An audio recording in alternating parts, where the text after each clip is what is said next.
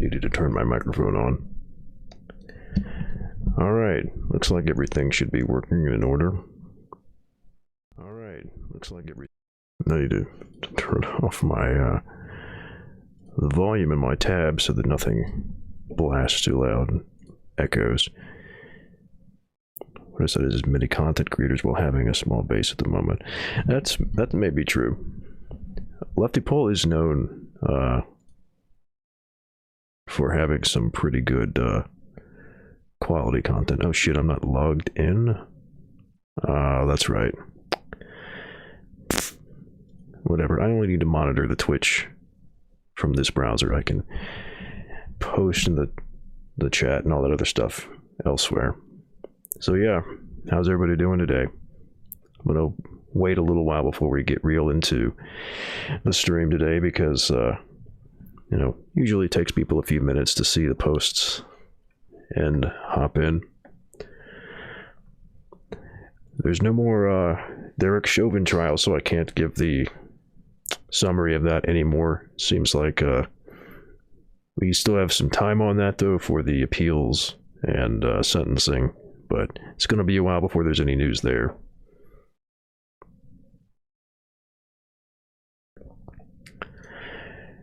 There was some worrying stuff last night between Israel and Syria, allegedly, but we're not so sure about how that's going to go for now. It seems like it kind of calmed down a little bit, like it was a short series of bombs that went off and then it was over.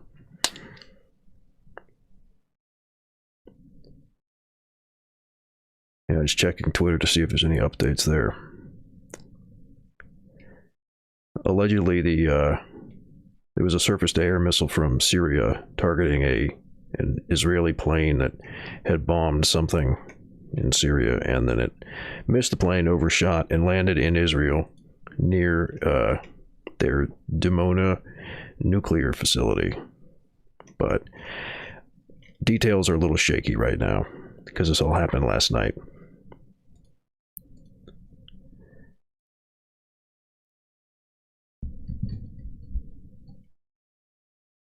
So yeah, there's not a whole lot of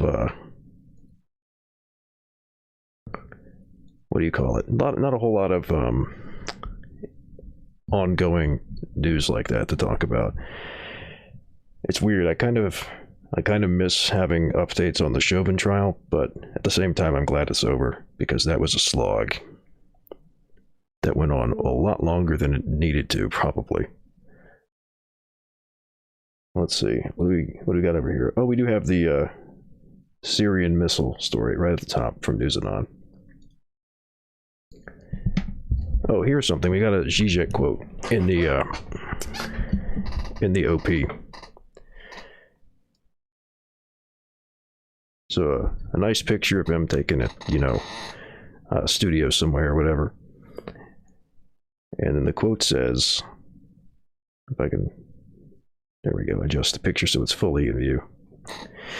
We live in brutal capitalism, and instead of paying for it, we should brutally use it.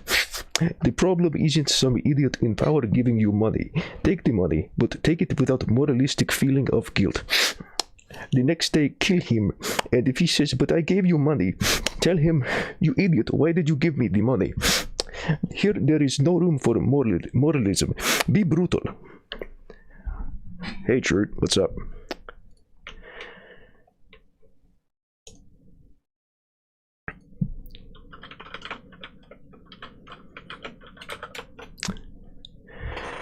So yeah, that's, I don't know if there's any relationship with that quote in any of the news today, but it's a pretty good quote. There was I don't know, maybe people are changing their attitude toward resisting capitalism, realizing that you do kind of have to be more brutal. That seems to be a lesson that's been taken away from, what do you call it, the Chauvin trial, is that, you know, would any of this stuff happen if it wasn't for all those riots and protests? And there's kind of a, you know, a gradient between the two, but yeah, would any of this have actually gone where it went? Would he have been charged? Would he have been convicted? You know, I think a lot of people are questioning whether maybe that's the path toward success with things like that now. Moral of the story: riots work. Yeah, I mean, I think that's a fair, simple way to put it. Just 2-word slogan: riots work. You know, and I don't know, maybe even like protests, because it seemed like the threat of riots is also very effective. Because I don't think there were any really big riots or anything in Brooklyn Center, but there was a lot of protesting, and people were probably pretty worried about where things might go, and that led them to arrest and charge Kimberly Potter for the murder of Dante, or not the murder, but the death of Dante Wright. It was a murder, but she was charged with manslaughter. Go back further, look at Rodney King. Yeah, I mean, that's before living memory for lots of people, but yeah, same kind of thing. I think that this time is a bit different because of how public all of it is, where people can just like see all this stuff happening in real time, basically, both in terms of people protesting or rioting, and in terms of people doing like what do you call it, the actual like police shootings themselves.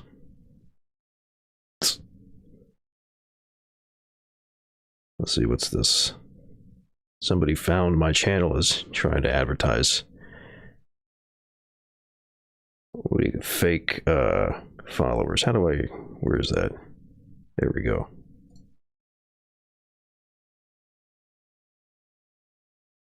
That's not the right one.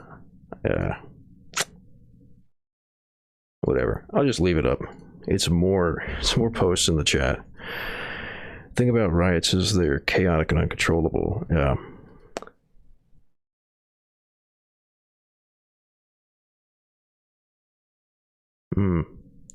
Yeah, I don't think that. I think it's right that you probably shouldn't like give high praise for them, but it's like, yeah, I know you mean shouldn't.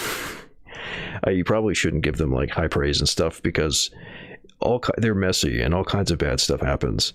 But like, yeah, it's what I think it's more useful to put it in terms that this is what will happen if the conditions are bad enough. The people will just naturally, do whatever they think they can to fight back. And once they've exhausted other options that they would preferentially use, they resort to things like riots. I think maybe what's happening here, you could say like mechanically, is people are realizing that like certain methods just don't work, and there's no point in trying them first. And so when something happens, or when people realize that something needs to change, the path from what do we need to change this, to direct action, whether that's like protests or riots or whatever, that path is getting shorter, because people are realizing that certain things just don't work, like voting or writing to your member of Congress or whatever. So I think that's sort of the way to look at it. Not necessarily that we should like praise or promote riots, but there's a certain like I don't know, there's a certain process here of realizing what the necessary measures are to get something done. And I think it's very commendable that people would prefer not to do riots and things like that, and try other things first. But at a certain point, they realize that it doesn't work. Yeah.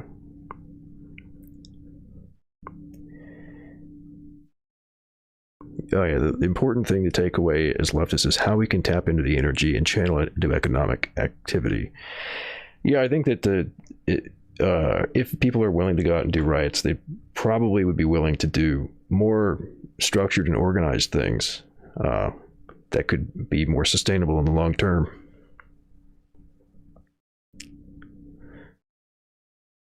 I think protests are fangless.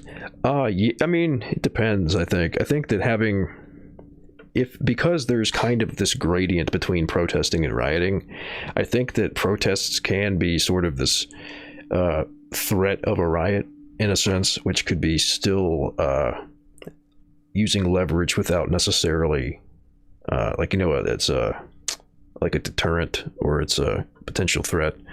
So yeah, but in and of themselves, though, yeah, protests are pretty much fangirless, and the left infiltrating. And yeah, I do think that we should be looking for those protests to try to get people going. Yeah, general strikes. Yeah, if people are willing to do riots, they should probably not be too far away from being open to the possibility of like a general strike. I think that makes sense. But yeah, that's also the direction it seems like things have been going.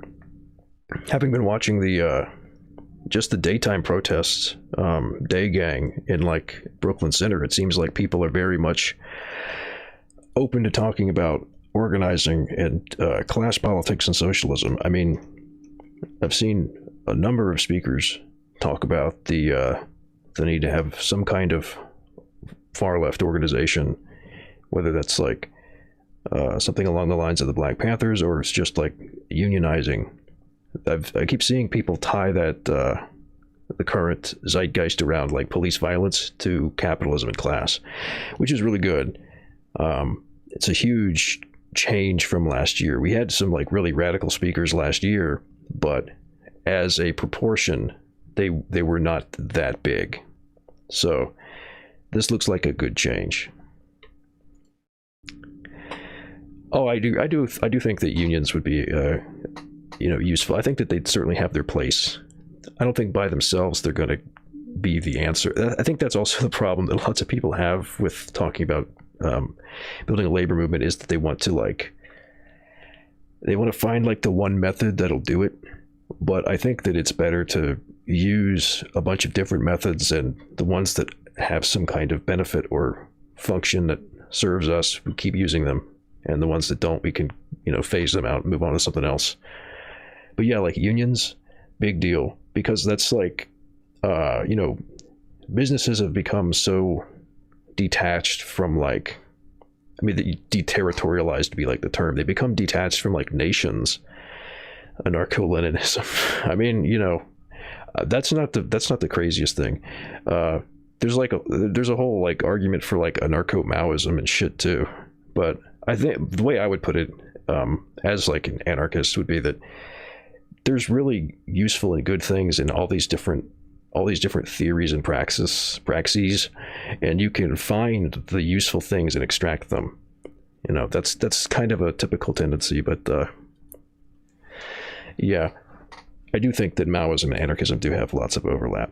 Not necessarily in terms of theory, but tactics and stuff, yeah. But yeah, I think that there needs to be more of a discussion about that kind of stuff. And move beyond unions. Oh, I don't think that unions are the answer by themselves, Eugene. I think they're useful, though. But I think that we maybe could start with some unions and build from there, especially if we get like militant unions going. And any kind of organization outside the workplace should have some extension into workplace politics too. But yeah, that's a good way to put it. Unions are a good place to organize people because it's very direct with the kinds of things they're dealing with. It's a kind of thing where like you can address very concrete, very straightforward problems and solutions through unions, in a way that is more difficult through organizations that aren't tied to workplaces. But the thing about unions that's a real big issue is how much globalization has changed the way that labor relations work now. So there really needs to be more of a push for like global scale unions, not necessarily like a huge union with millions of people, but unions that are able to organize people in different parts of the world and coordinate internationally.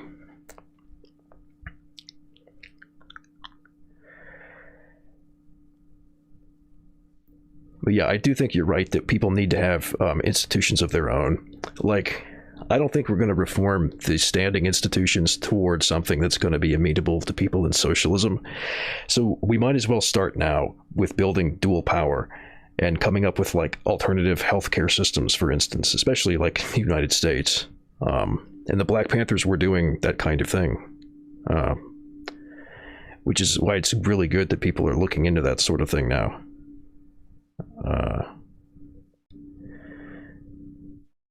Yeah, and replace or supplementing schools. The problem with that, though, is that the whole credential system that we have is built around like official credentials that are going to be recognized by the current system and the powers that be within it. So they could just not recognize your credentials if you get them through some other source. I don't know if that would be the place to start. Maybe having something that would work within the dual power system instead, but I don't think you could really expect that to carry over into the current system that we've got, but maybe I'm wrong about that. General schooling, though, yeah, I think that it would be good to have more education, considering how much traditional education falls down in that respect.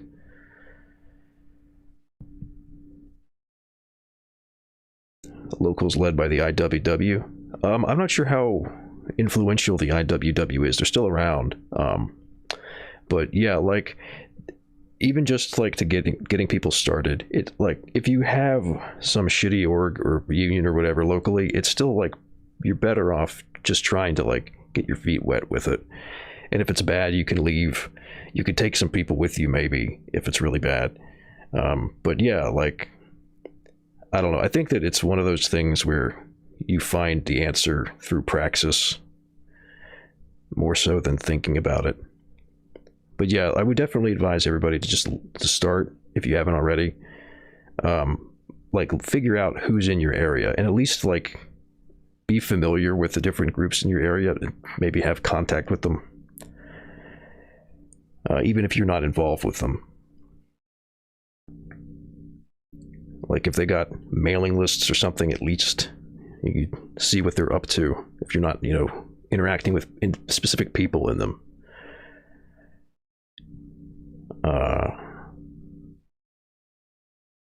Regional BLM before the feds came in with influencers weren't so much a union, but an organization of concerned citizens. Yeah. Obviously, they don't recognize credentials. Yeah, I mean, that's the question of credentials is like, it's one of those things where it needs to be addressed at some point, but for early on organizing, it's not really that helpful because you need to be more concerned with building up than about like you need to be, at a certain point you need to be concerned with quantity before you get worried about quality. Thoughts on Punker Chan's surrender? I try to avoid like moderator types of drama. I'm not that familiar with the whole situation, so I'm not gonna be able to give any like detailed commentary. But I don't know. I don't see what the point is of trying to reintegrate the sites now, because it's very clear that Bunker Chan has like lost all of its traffic, and like I think there's maybe this idea that if we reunited it would sort of fix things, but like the community already lost the people it's going to lose from the split. I don't think they're going to come back, like certainly not because we've rejoined Bunker Chan or whatever. So I don't really see the point. It's it's not like you break a teacup and you can put the pieces back together or something. Like when the community splits, you lose a lot of people, and a lot of them don't come back. So yeah, I don't really see what the point is. What's going to be gained from it? What's going to be like, I don't know. I feel like having the website be leftypol.org might be better anyway, but it makes more sense to me to focus on other things. I'm not somebody who wants to like lord it over the losing side or whatever, but yeah, I would give a more in-depth take if I was like more familiar with it, but I don't pay a whole lot of attention to it because it seemed like it was based on a lot of detailed specific stuff between the individuals involved, and like wading into that kind of thing and getting involved, I wouldn't know all the background, so I wouldn't really be in a position to make a reasonable judgment call. Like, I don't know, maybe if I'd been following like the IRC or the whatever for the years that all this stuff has been going on, maybe, I don't know. But from where I am now, or from where I was once like the split was happening, I just was like, all right, I'll let them figure it out. I hope it doesn't damage the community too much. But yeah, I always try to be honest about stuff like that. Yeah.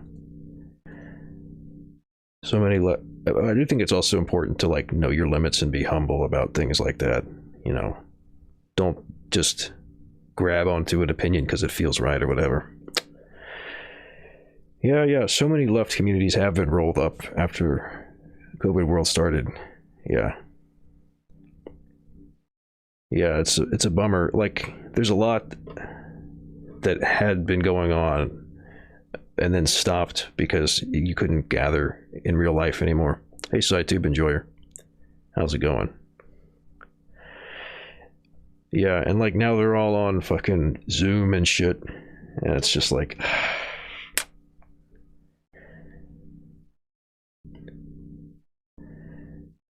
COVID thing has crushed the left's draw because no one has a consistent line or analysis of what's actually happening. That's an interesting take.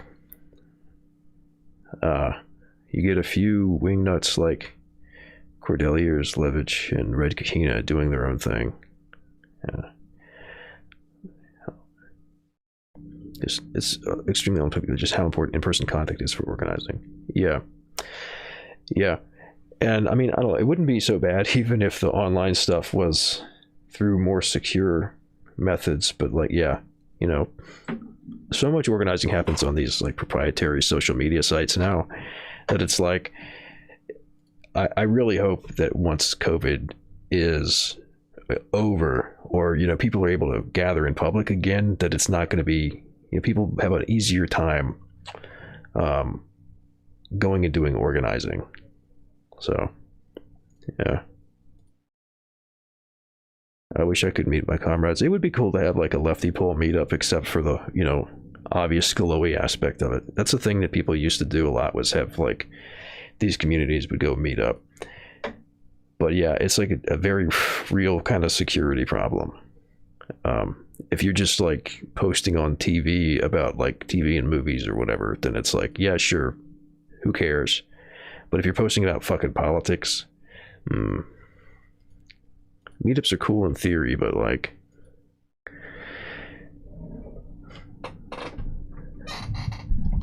what's it? An L? No, an I. Shit. Text is too small on my screen.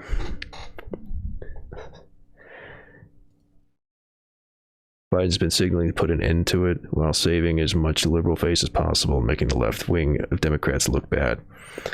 Yeah, well, that's how any of those centrist neoliberal. I mean, they're all neoliberals, but like the ones who are openly neoliberal, that's how they do. But yeah.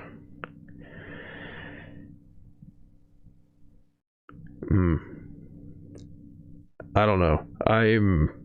I'm cautious about those restrictions because I've seen some of the consequences, some people getting sick of this stuff, and it can get pretty bad. But I don't know if that's something you wanted to come on and talk about, Eugene. That'd be cool to get your takes on coronavirus, because I know that's like right up your alley.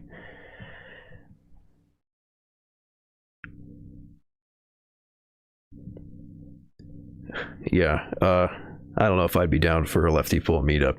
It sounds like it'd be cool in theory, but then you think about like pragmatically, how good of an idea would that actually be? Yeah, you can come. Let me know whenever you are available to come on, and I can open up the chat. But yeah, since it's like 7:10 now, I'm gonna go ahead and start reading the news. And I'll remind everybody that if there's like a story that you want me to cover, you can. How many windows would be broken at a leftypol meetup? Yeah, I don't know. I mean, you don't want to be breaking windows in Minecraft, dude, because glass is not a renewable resource in that game. You only got so much sand to make the glass out of. Every broken window, it's just lost permanently. So don't break windows in Minecraft. That's not a good idea.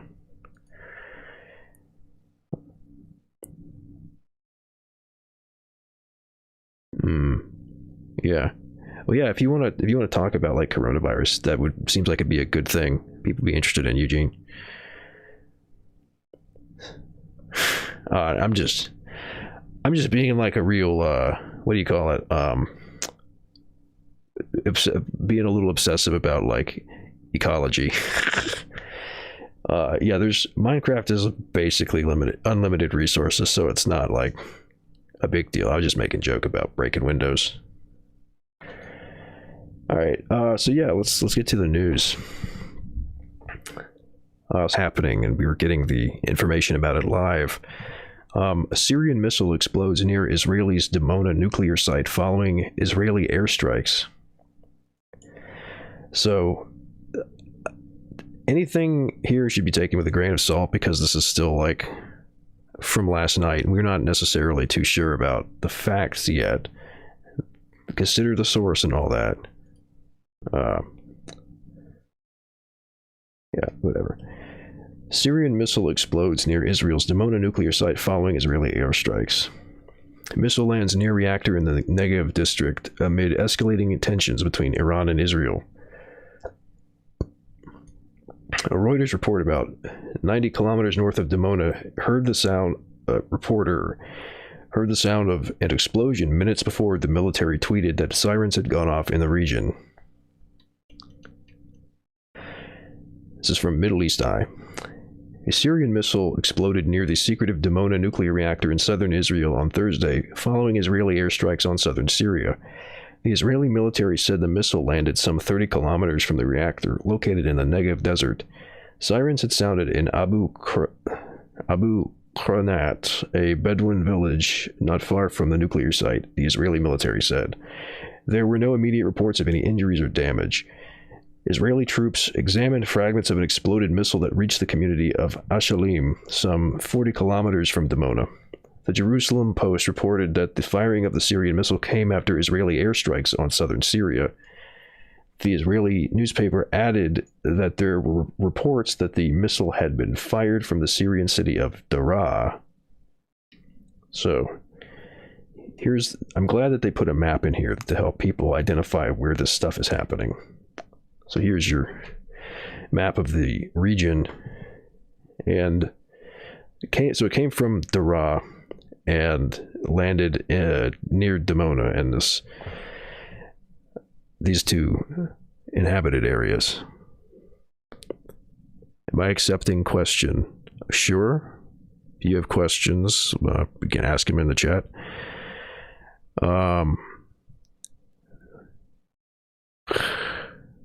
Let's see. How will you gain a reasonable amount of following based on the fact that you're merely available on leftypol TV? I'm not. I'm on Twitch and YouTube. The stream that you're seeing on tv.leftypol.org is embedding the Twitch stream. So currently streaming to both Twitch and YouTube, though.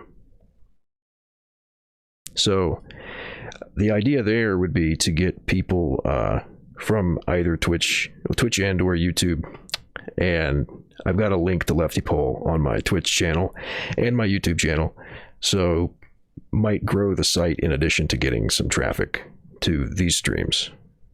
But yeah, it's not exclusive to this. And I've got the chat open on all three sites, tv.leftypol.org, Twitch, and YouTube. So people can talk to me on any of them. Your voice reminds me of LucasArts' classic point-and-click game Full Throttle. I haven't played that one, but they did have some pretty good games.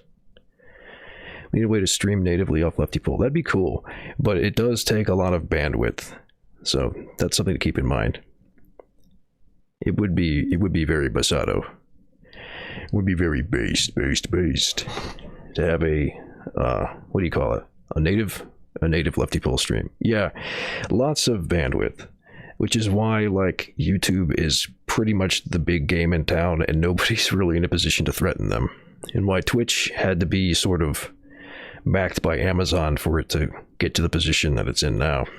You gotta have lots of capital. What's my take on China? That's an extremely broad question. I tend to be, what's the word? I tend to give the benefit of the doubt as much as I can to any sort of socialist project. But I'm not like reserved with being like critical. But yeah,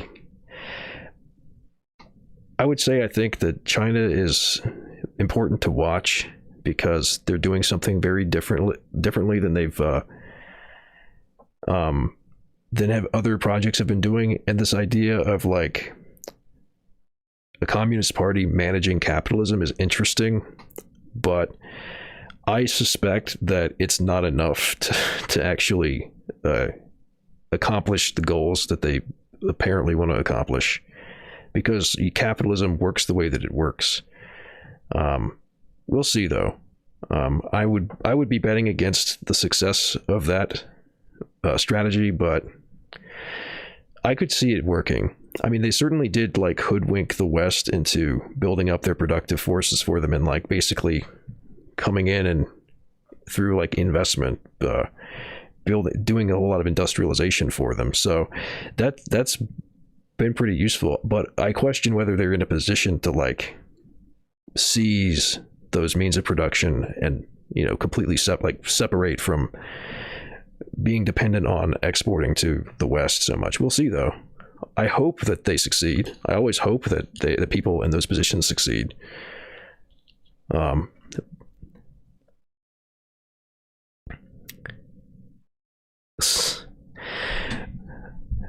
Hey, butthole, what's up? I think that they are just too intertwined in terms of like economics globally. I don't think that they're really able to pull away yet. And there's like, you know, military questions too. I think that they probably would be able to do a decent job defending themselves, but like it would be so costly.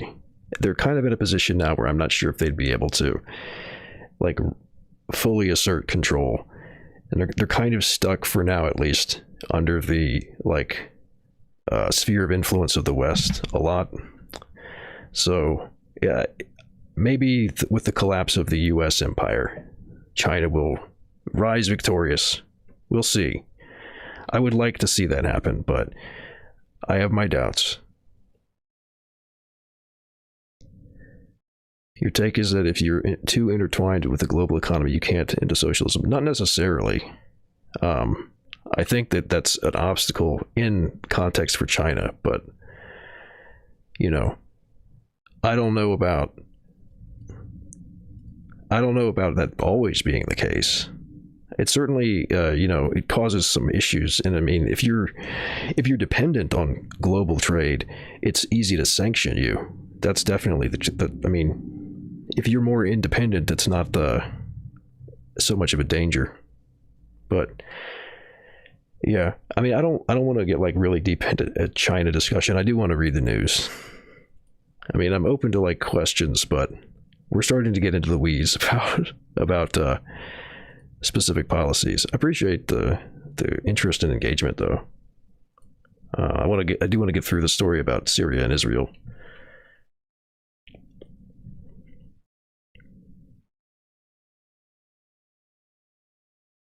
Yeah, that's true. There are different factions in the CPC, which complicates things. So, an Israeli military spokesman told Reuters that the Syrian missile was one of several that had been fired at Israeli aircraft and had overflown its target and reached the Dimona area.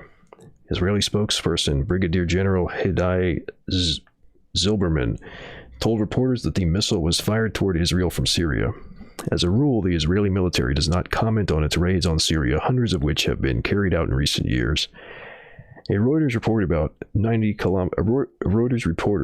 kilometers north of Dimona heard the sound of an explosion minutes before the military tweeted that sirens had gone off in the region. Meanwhile, head of U.S. Central Command Marine General Kenneth McKenzie said on Thursday that he believed the Syrian missile exploding in Israel was not intentional, but rather showed a lack of Syrian air defense capability. Well, of course they're going to say that. What it really shows is the inability to shoot down incoming missiles from the air defense system in Israel. Is there a way to come on my show? Yeah. We have a chat room for doing call-in stuff. Eugene was planning to come on at some point later today.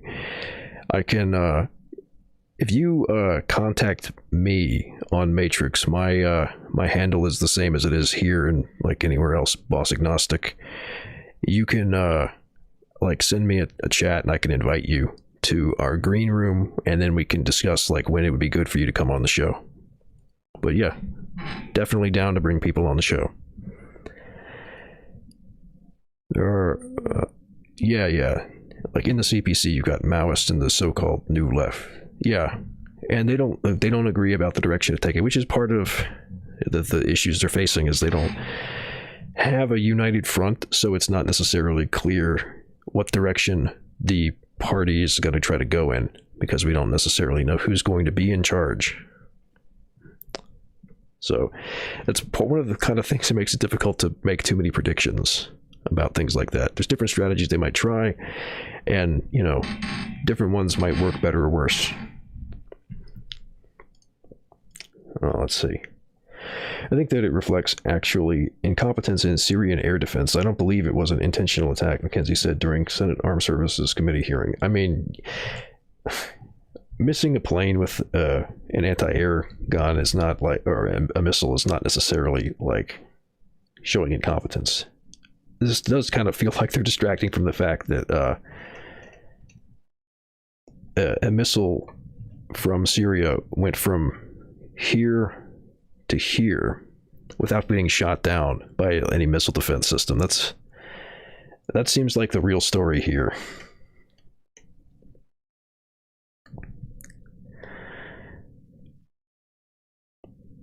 On Matrix, which room? There's a specific room for the chats. So if you send me like a direct message, I can invite you.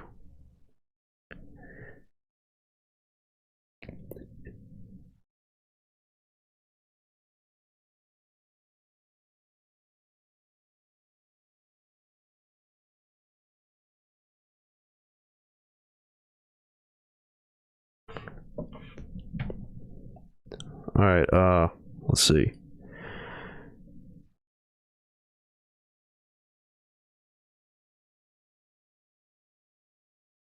Join the main room. Yeah, the main leftypol room.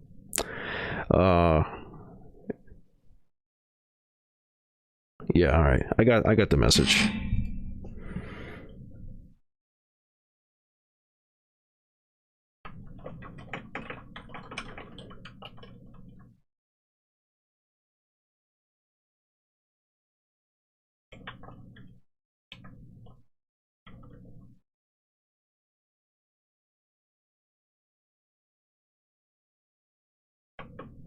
Yeah, I'm just replying real quick to the message. I already have Eugene on for today, though.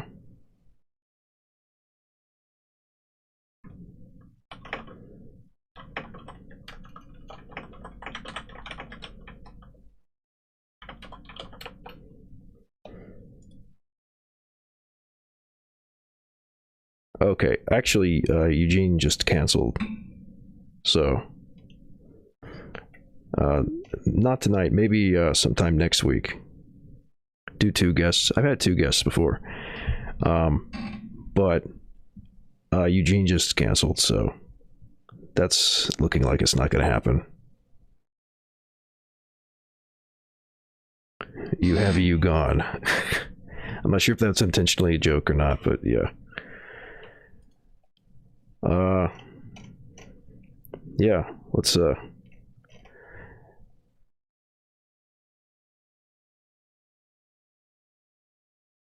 Oh, they're typing.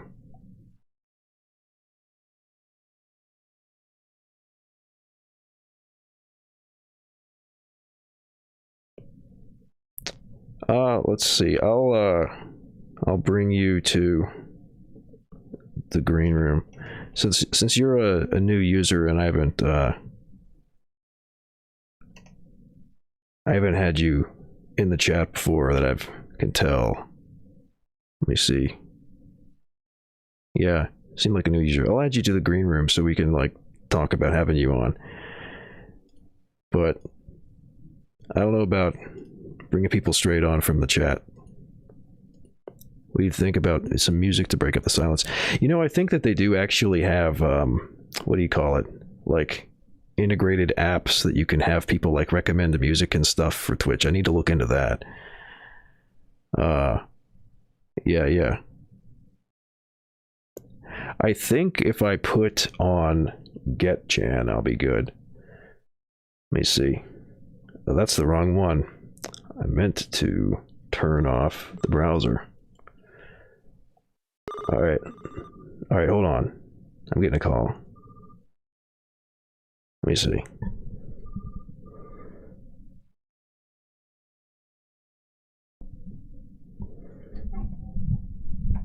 Hello?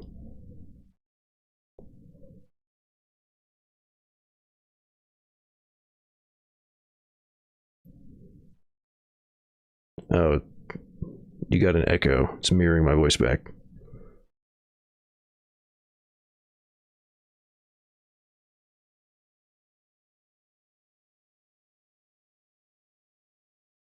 Yeah, I'm not hearing you, but I'm hearing me.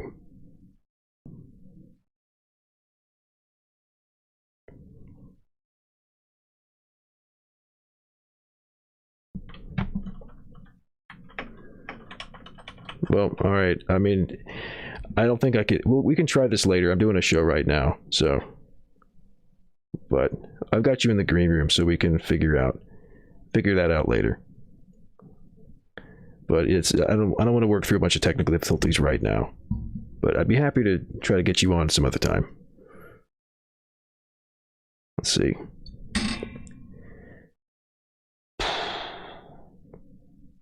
Where was I? Yeah, that's it. Somebody else sent me a message. I don't see any more messages to me.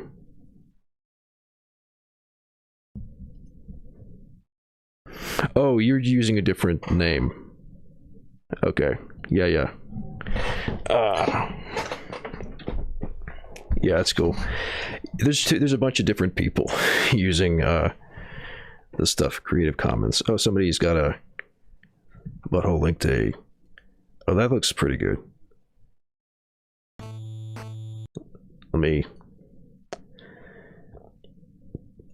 I must have not set up the options since I cleared the cookies. I think I can just turn on. Usually they have not an autoplay, but they'll make like a playlist mix for you on YouTube. I could just put that on for now. Well, for some reason it's not showing the option. Maybe this isn't listed as music or something, but I'll just let the autoplay go. This is Red Army is the strongest version 2, but 8-bit from Cosmic Famicommunist. Let's see. Turn the browser back on. Yeah. Let's see. Hopefully it's not going to be too loud. Let me know if the volume is a problem.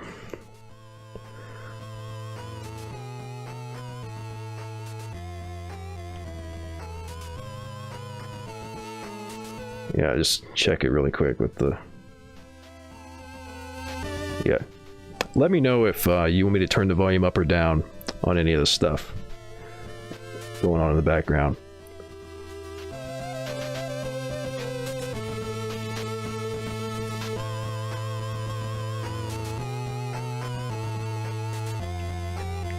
Alright, let's finish up this article.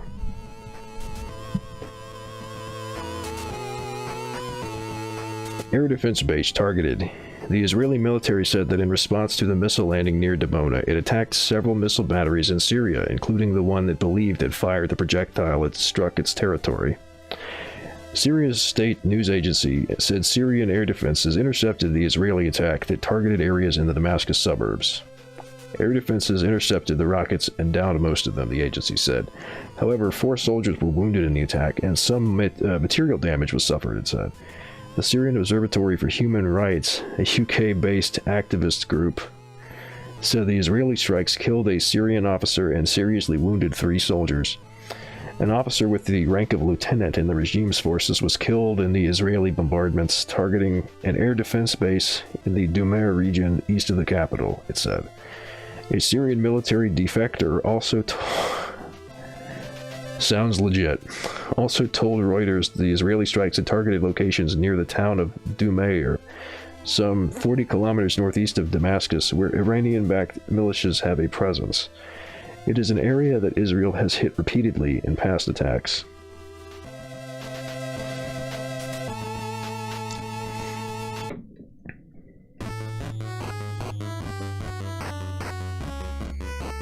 Yeah.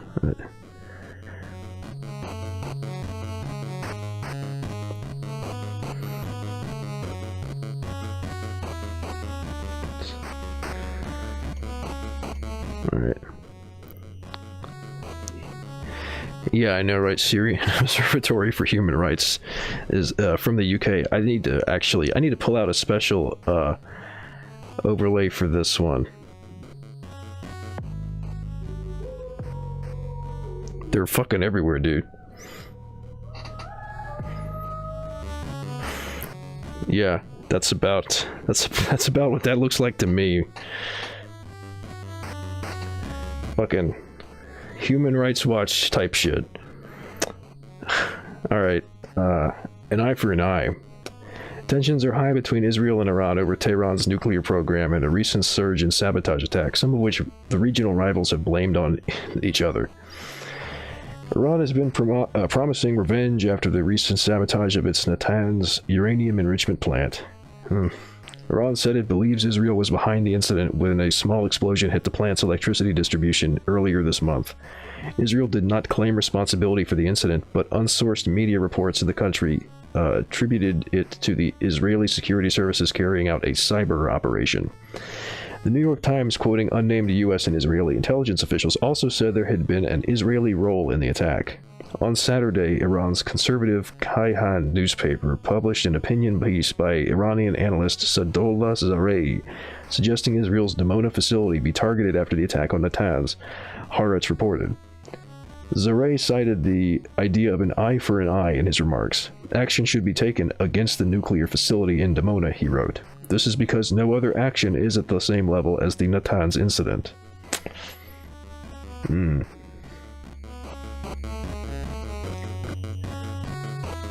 Well, it sounds like this might be some escalating stuff going on here. They're okay for what they're worth. It's an odd batch, really, of far left and center people. That sounds...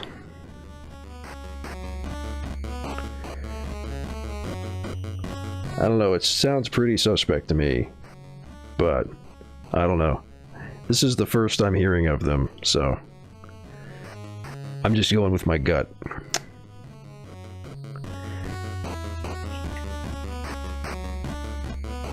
Alright, air defense is beefed up. Israeli media had for weeks said that air defenses around the Dimona reactor and the Red Sea port Eilat were being beefed up in anticipation of a possible long-range missile or drone attack by Iranian-backed forces, perhaps from as far away as Yemen. Addressing the likelihood of a Syrian anti-aircraft missile overshooting its target and flying a long distance into Israel, Uzi Rubin, an Israeli missile expert, said the scenario was consistent with the characteristics of an SA-5. The trajectory of a stray anti-aircraft missile on an unintended descent is very tricky to track, he told Reuters. Oh, I guess that's why no missile defense system managed to prevent you. Yeah, I know, right? The New York Times, unnamed U.S. and Israeli intelligence officials. This whole thing just reeks of, like, you know, what do you call it? like it's not going anywhere. Like it's just kind of like a bunch of bullshit that's being like used to build up this narrative, but we're not getting closer to the truth. What's this?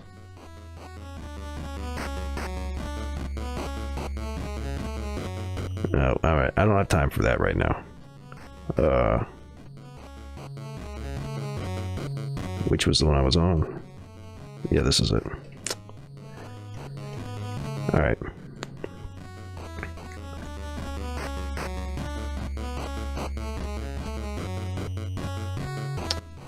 Israel's defense systems are in theory capable of carrying out such an interception with proper preparation, but not in practice, obviously.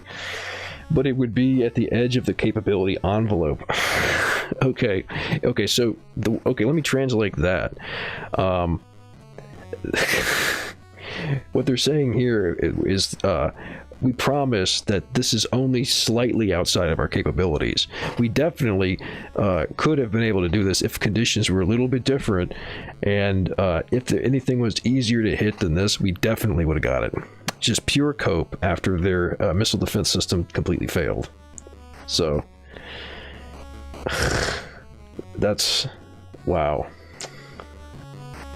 They couldn't even come up with like a convincing excuse. All right, that's about the end. I'm gonna finish it up. Had the Syrians wanted to attack Dimona, he said they could have used bigger weapons in their arsenal, such as Scud missiles. Yeah. In 1991, Saddam Hussein tried to attack Dimona with a Scud, and that was from 600 kilometers away, he said. In 2019, a stray Russian-made missile apparently launched by Syria hit the self-declared Turkish Republic of Northern Cyprus. The Turkish Cypriot Foreign Minister, Kudret Özerse, said the air defense missile was thought to have been launched during suspect Israel airstrikes on Syria. The projectile struck a mountainside north of Nicosia, 225 kilometers from the Syrian coast, sparking a fire. Israel has never disclosed its atomic arsenal, but foreign experts say it has between 100 to 300 nuclear warheads. Yeah. Yeah, no, like, I would have thought, I was expecting them to come up with some cope for why their missile defense system failed, but it just sounds like they couldn't come up with something for it.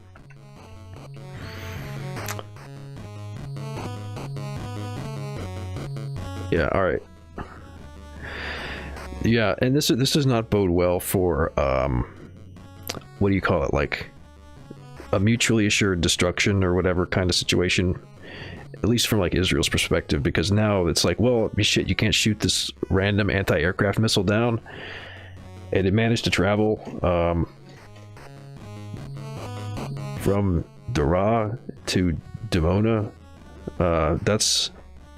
There's not a scale on this map, but that's oh no, there is there. Right here it's got a thing saying 100 kilometers, but I'm not sure if it means like fuck. Yeah, like this distance is like 100 kilometers, so that's like I can't do the fucking angle. Yeah, like here. Here, yeah, you get the idea. That's a long-ranged attack. And this is like, they didn't even manage to shoot down one missile that was fired apparently by accident at that distance. If it was, you know, a fucking anti-aircraft missile aiming at a plane, that kind of suggests that their missile defense system isn't going to work. So I don't know. That might change a little bit of the balance of power there, if it seems like Israel's now a softer target than it looked like it was before. We'll see, though, if there's any escalation. It seemed like they just went ahead and immediately did their retaliatory strikes on that one missile battery and then some others in the area. So that might be the end of that story for now. We'll see.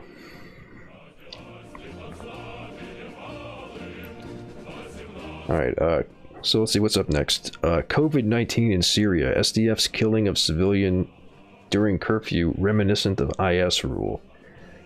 It's also Middle East Eye. Ali said 3 other clan members were injured during the clashes, further angering the locals and forcing the SDF to withdraw entirely from Judaidah Kahate. Townspeople then took control of the SDF's headquarters in the town and burned it down. Well, that sounds like things aren't going very well between those 2 groups. But this is over a curfew. Somebody was out and got killed. Several people also injured as angry residents burned down SDF's headquarters in Raqqa following shop owner's death. Well, we'll see. As you were starting to see, it seemed like maybe things were getting a little bit better for the people living in Raqqa. This happens. There have been clashes in Syria's Raqqa province after Syrian Democratic Forces shot dead a shop owner on Friday while enforcing a COVID-19 curfew. Seems excessive. But I don't know. I don't know what might have transpired there. Дорогие друзья, 12 октября несокрушимый легендарный ансамбль Александра. Let's see. The incident in Judaidah Kahate, a town in the eastern countryside of Raqqa, has prompted comparisons with the era of Islamic State rule that ended with the intervention of the US-backed SDF in 2017. The SDF was founded in 2014 following IS's announcement of a caliphate in areas of Syria and Iraq it had seized.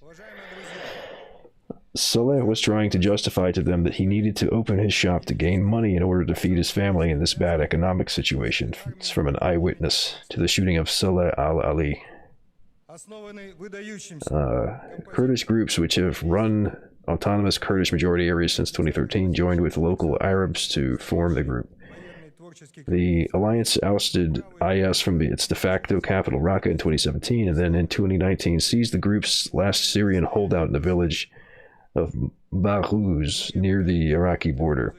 Last week, the SDF announced a 10-day curfew in northeastern Syria in response to a major increase in COVID-19 cases in the local community. This is a very long performance. Anybody else has my online matrix? Yeah, but I know who you are, and I see that you were trying to identify yourself as somebody else, so I'm not really in the mood to bring you on right now. If you want to come on, just be open about who you are. Let's see.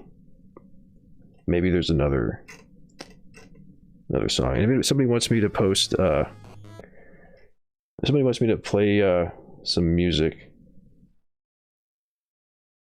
you can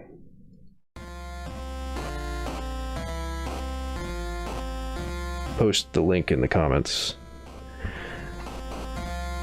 Yeah, I know who you are. I recognize your account.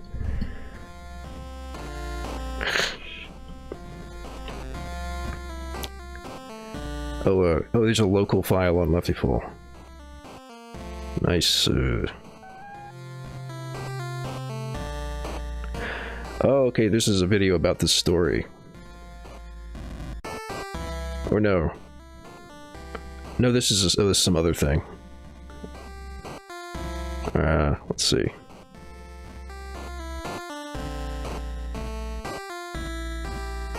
Why is the fucking player not any good?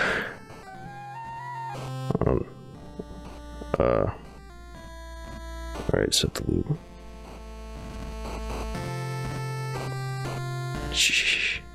I could play that video in a second. What's up?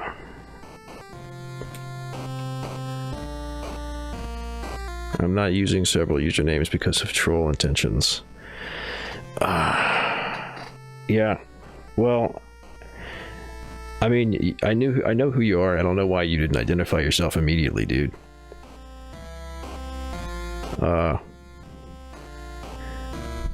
Yeah, this is 8-Bit International from Cosmic Famicommunist.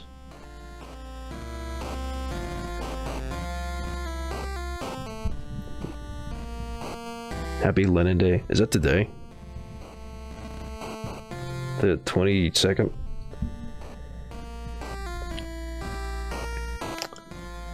Yeah, so I mean, I'll finish up this story here before I get to...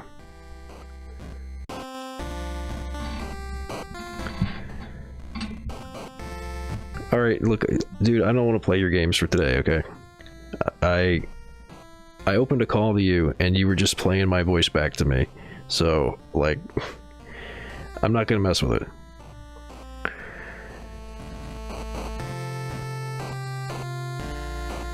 Yeah, this is a bop. I'll play that video that was linked in the chat right after I finish this article.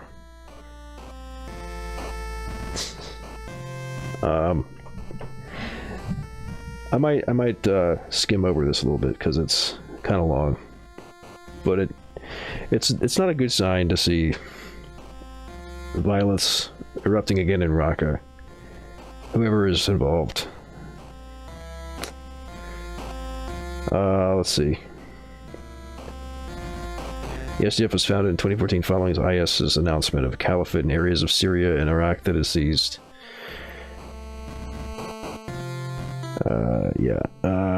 Kurdish groups which have run autonomous Kurdish majority areas since 2013 joined with local Arabs to form the group. Yeah. I already got that part. So Saleh al-Ali, 27, was reportedly shot dead while pleading with SDF members that he needed to keep his shop open to feed his family. Ibrahim al-Ahmed, a resident who says he was present at the shooting, told Middle East Eye that the shooting took place at 5 o'clock when an SDF military patrol stopped in front of the victim's shop in the town to force him to close it. Then the SDF proceeded to arrest Saleh al-Ali for violating the curfew. The issue developed into a hand-to-hand fight between SDF patrol members and the victim because he resisted the arrest order, Ahmad said. Saleh was trying to justify to them that he needed to open... Yeah, they've said that a few times now. After the fight started, one of the SDF fighters shot Saleh in his head, causing his death. According to local sources, Saleh belonged to a large clan in Raqqa called Al-Bariyaj. Members of the clan have been organizing protests against the SDF in the aftermath of the shooting. Saleh's family has been outraged by the incident. There are no words which can describe our anger and sadness when we received the news, Manaf al-Ali, one of Saleh's cousins, told Middle East Eye.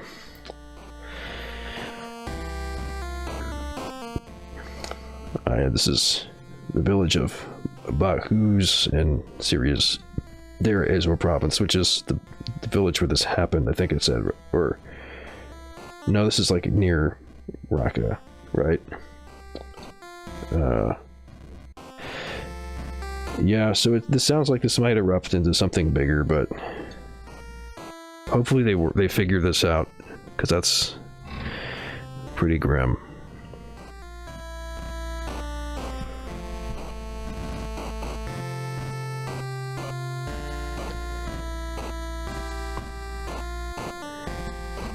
Alright, y'all have your discussion in the chat. Revenge against the population. Abdul Hamid, another of Saleh's cousins who preferred to talk anonymously due to his fear of being arrested by the SDF, told Middle East Eye that on Sunday the SDF raided the town in response to the disturbances. 2 days after Saleh's murder, the SDF raided our area using more than 50 military vehicles full of fighters, and no one had the nerve to face them, he said. Among the people that the SDF arrested in that security campaign on Jadeda Kahate is the victim's father, in addition to 10 others of our relatives. Yeah. This is having kind of some dark parallels to events in the United States right now.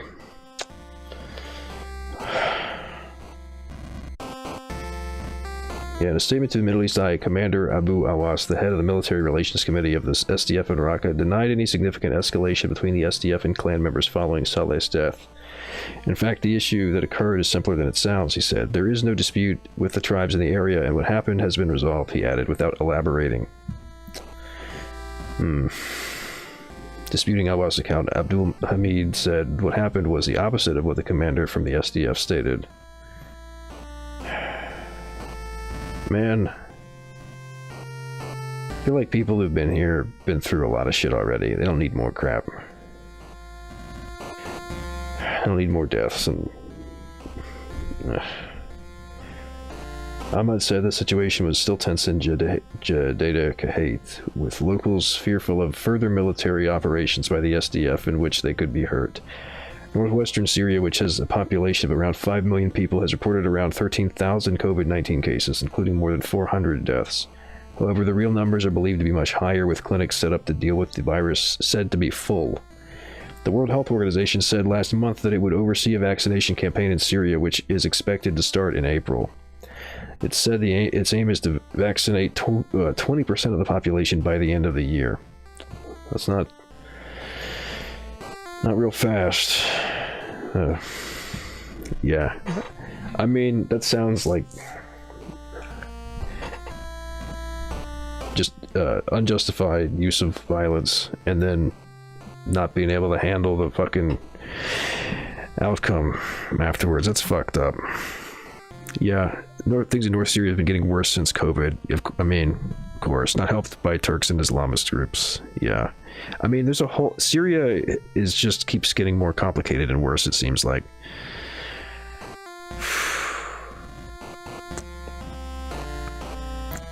Alright, let's see. Let's get this clear.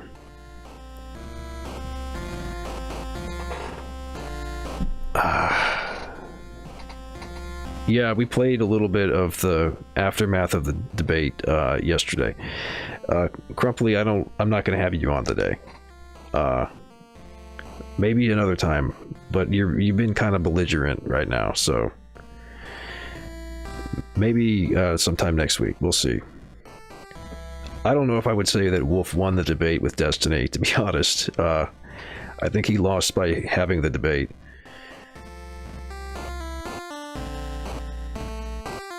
But yeah, like, I mean, Destiny said a lot of nonsense, but is it worth watching? I would say not really. It's pretty much what you would expect. I didn't like sit and watch the whole thing, but the pieces of it that I was seeing, it was, you know, Richard Wolff is kind of saying his standard kind of lines, and Destiny's trying to, you know,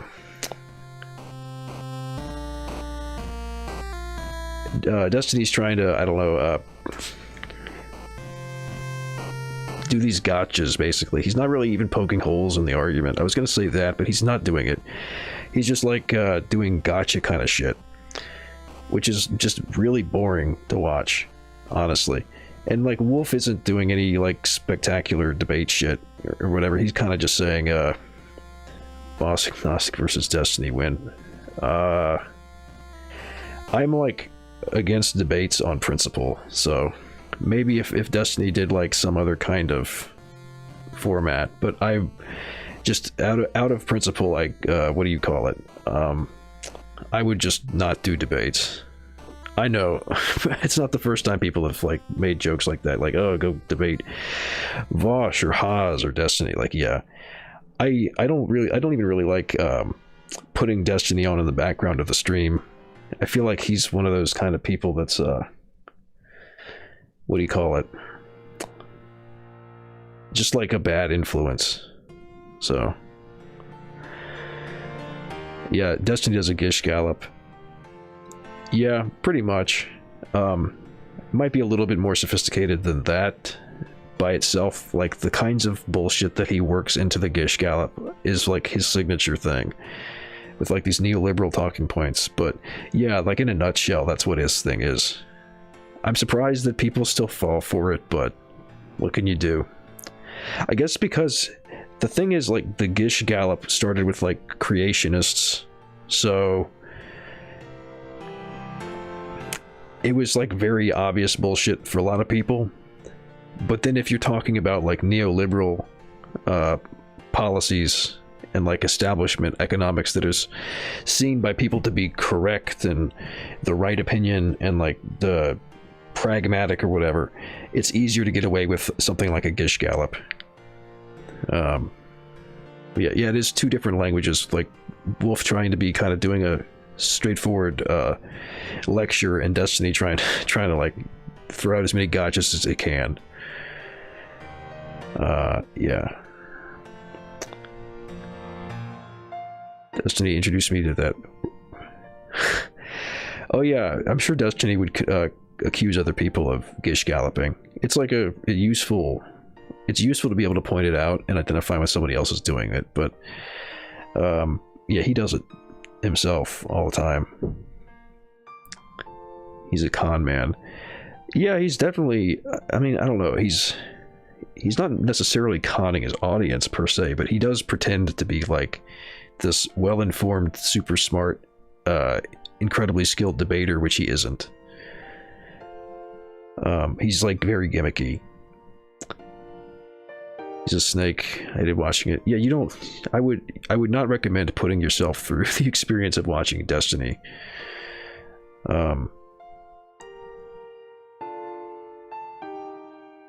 Be the other 50%. Not sure what that means, but don't. Yeah, can't believe Wolf went on that shit. Yeah. Oh, that's up here. Yeah. Okay, that's what the 50% is. Yeah, I don't know why Wolf would debase himself by going on the debate. Maybe there's like some benefit to it for like getting his name further out there, or some people in Destiny's stream would be interested in looking further, or maybe there'd be people who are like, what do you call it? Like commentators talking about it after the fact might give him more exposure, but like, yeah, the debate itself is not going to be productive. Okay, gish galloping is where you throw out a whole bunch of let me actually put this up really quick so that people can see it. Where's my, close this and open up.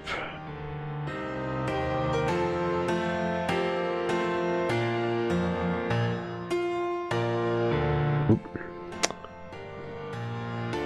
Put up a new text box.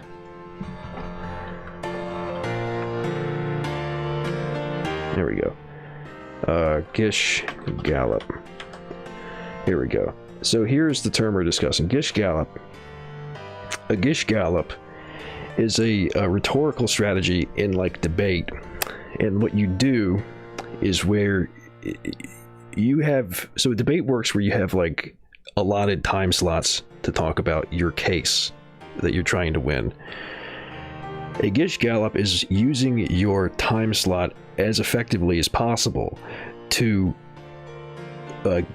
produce as many arguments as you can within the window of time that you get. And specifically, what you do is you try to use arguments that are very difficult or complicated to refute, which means that you are basically creating an impossible situation for your opponent, because it's a lot more efficient to say something than it is to like pick it apart and digest it. And by going on to like all these different subjects, you create like a large list of claims for your opponent to try to debunk. And that is difficult to do because it takes more time to refute the claim. So it's basically like it ends up where somebody might pick one particular thing you said and debunk that, and then have time to do another couple ones. But then they run out of their time. And when it comes back to you, you can say, but you didn't say anything about these other 7 claims that I made. And it's a way of this is the problem with debates, is that they create an incentive to argue in this fashion, which is like totally counterproductive and anathema to like any kind of productive discourse. And it's part of the reason why I don't like debates. But yeah, that's the gist of it. I forget the guy's name. His last name was Gish, but it's named after a guy who used to do this a lot back in the day when they were doing like atheist versus creationist debates. That's where it comes from. It was a very common tactic. It still is a very common tactic. But yeah, that's the Gish Gallop. Yeah, Wolf was basically trying to educate Destiny.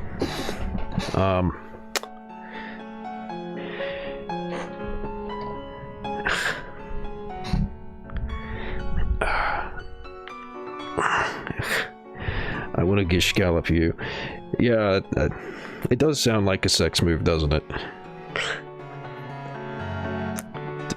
Death by 1,000 cuts. It's kind of like that. It's basically like, if you can't make a strong argument, a central argument against somebody, you can say a bunch of shit that they just won't have time to explain why it's wrong. So death by 1,000 cuts is kind of along those lines.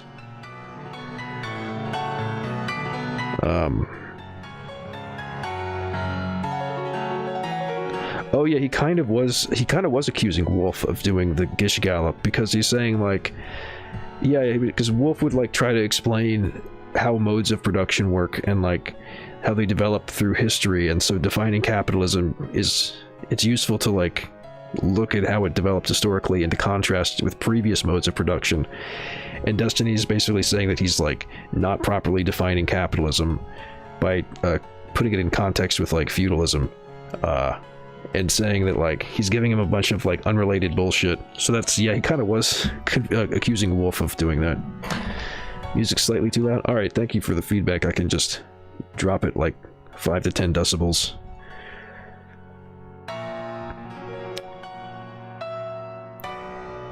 It's also pretty loud piano music, I think.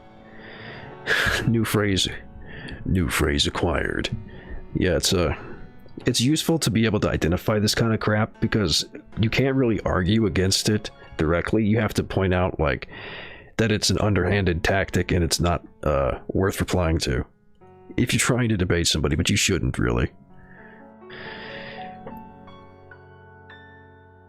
Atheist versus creation debates, those were big back in like the mid 2000s, like the aughts.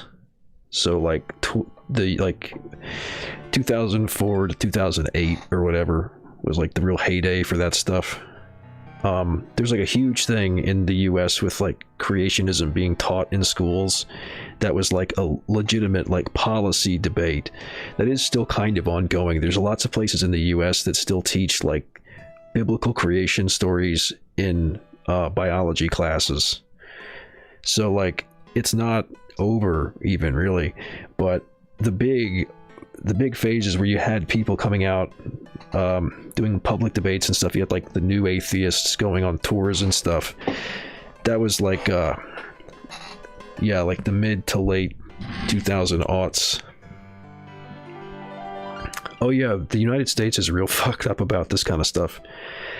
There's all kinds of like, it's not even just creationism, there's like grotesque reactionary I mean, sex ed is probably the worst offender about this kind of thing. Really weird, fucked up stuff gets taught in US schools.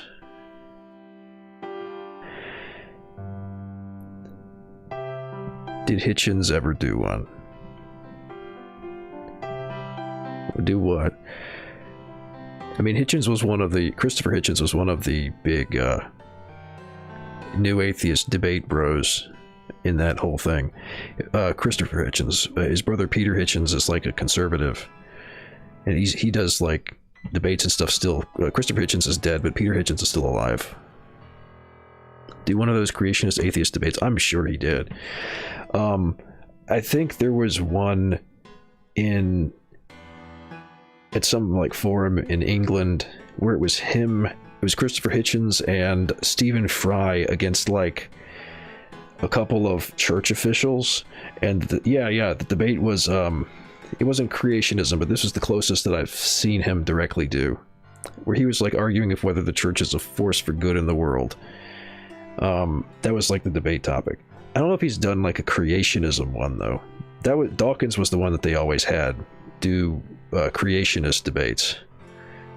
Bill Nye did a debate with was it Kent Hovind?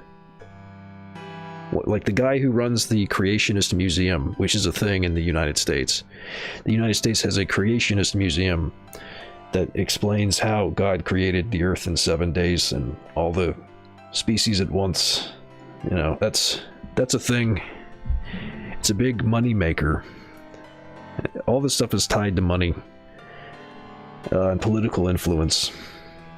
It's a whole complicated. I'm also getting into the weeds on this stuff again. This was a really big phenomenon back in the day like when the internet was starting to get like, I don't know, internet culture was kind of solidifying around this sort of stuff. A lot of the debate bro culture we have today is a direct outgrowth of these really big debates that were happening between like atheists and creationists on like YouTube. Like one of the most famous people doing this on the internet was like the Amazing Atheist on YouTube. And you had like, I'm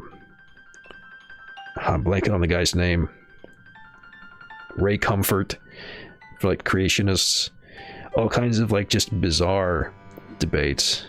But like, yeah, this was creationism is not a thing at all in Europe. Yeah, I think it's because in the United States, the Christians that we have here are descended from like Puritans who took everything like extra seriously. So there's like this very strong strain of biblical literalism in the US where people believe that like the Bible is the literal and inerrant word of God.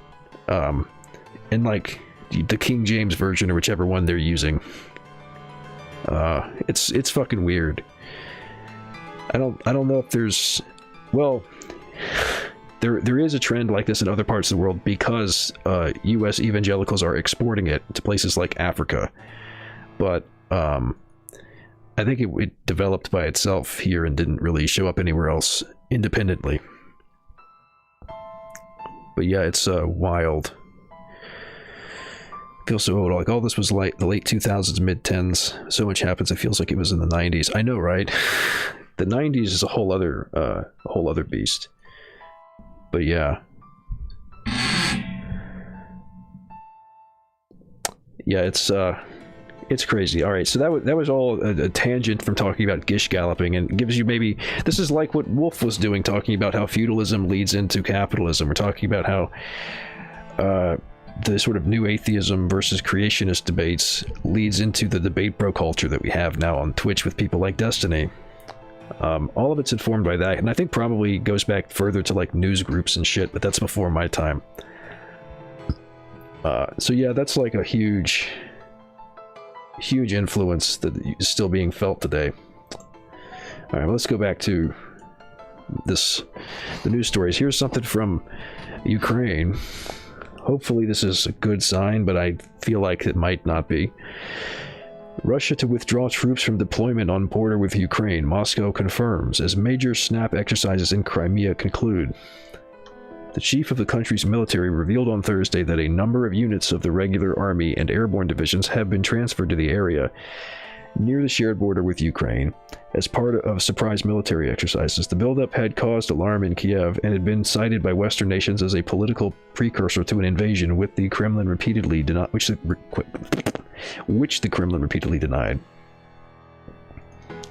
So maybe the tensions are subsiding a bit, and we're not quite ready for World War III yet.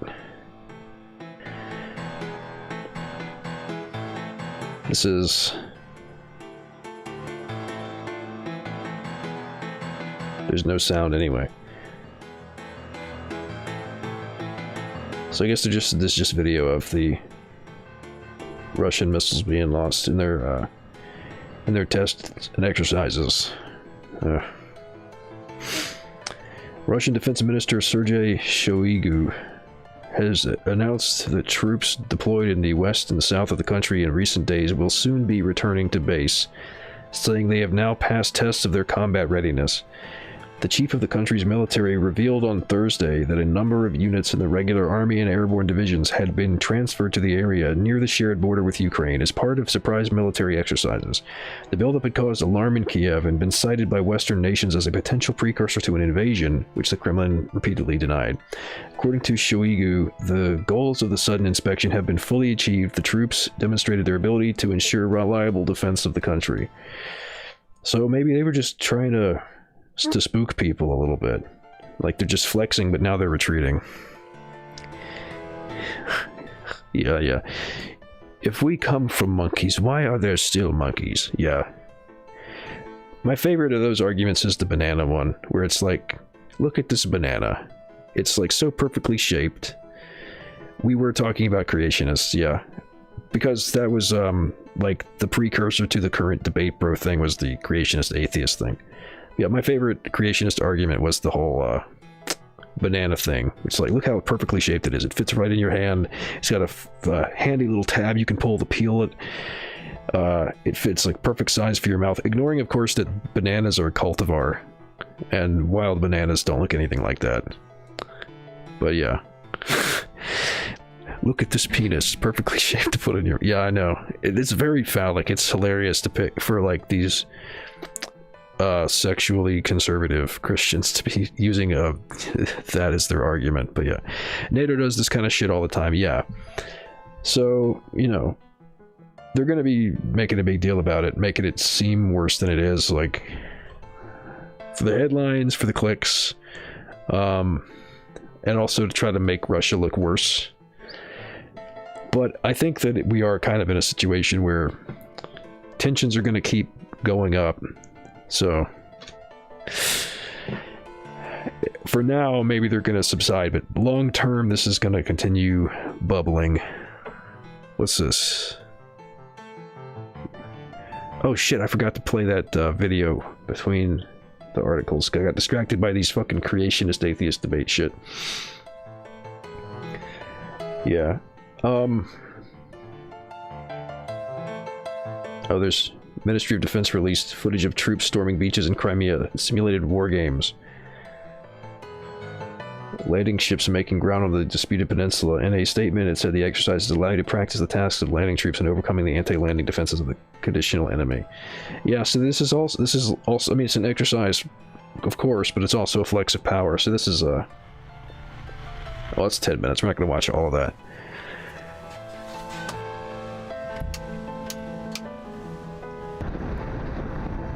Yes, this is, the article you linked is, that's allowed.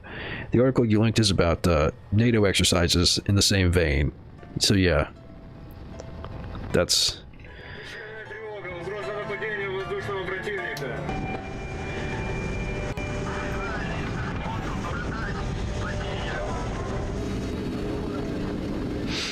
Yeah, so...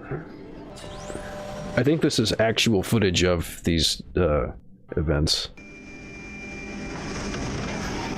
Which is, they're putting this out because they want people to see what they're capable of, which is, you know, reasonable. The only question is, like, you know, are they inflaming tensions about, like, trying to stir things up?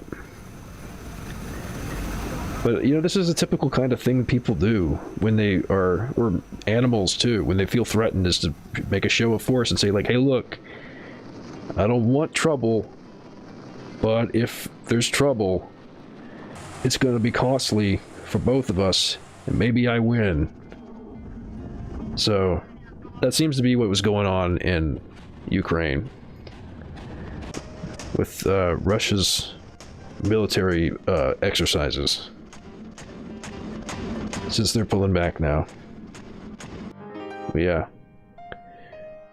Here's the beach landing they were showing. Pull it back a little bit so that... Yeah, there we go. Got... Yeah, it's similar to the, you know, D-Day type of vehicles. Obviously a lot more advanced than that now, but...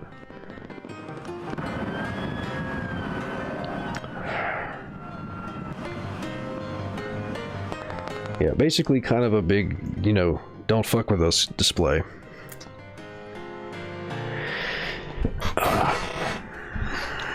Second thing's an infographic. Alright, cool. Yeah, welcome to the gun show, that's exactly right. Official US military stuff. Alright. Yeah, alright, let's see if this is a PDF. I don't know how easily this will display over here, but let's try it. Close.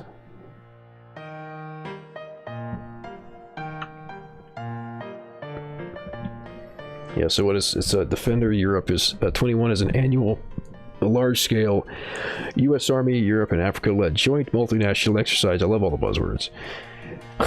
Designed to build readiness and interoperability between U.S., NATO, and partner militaries.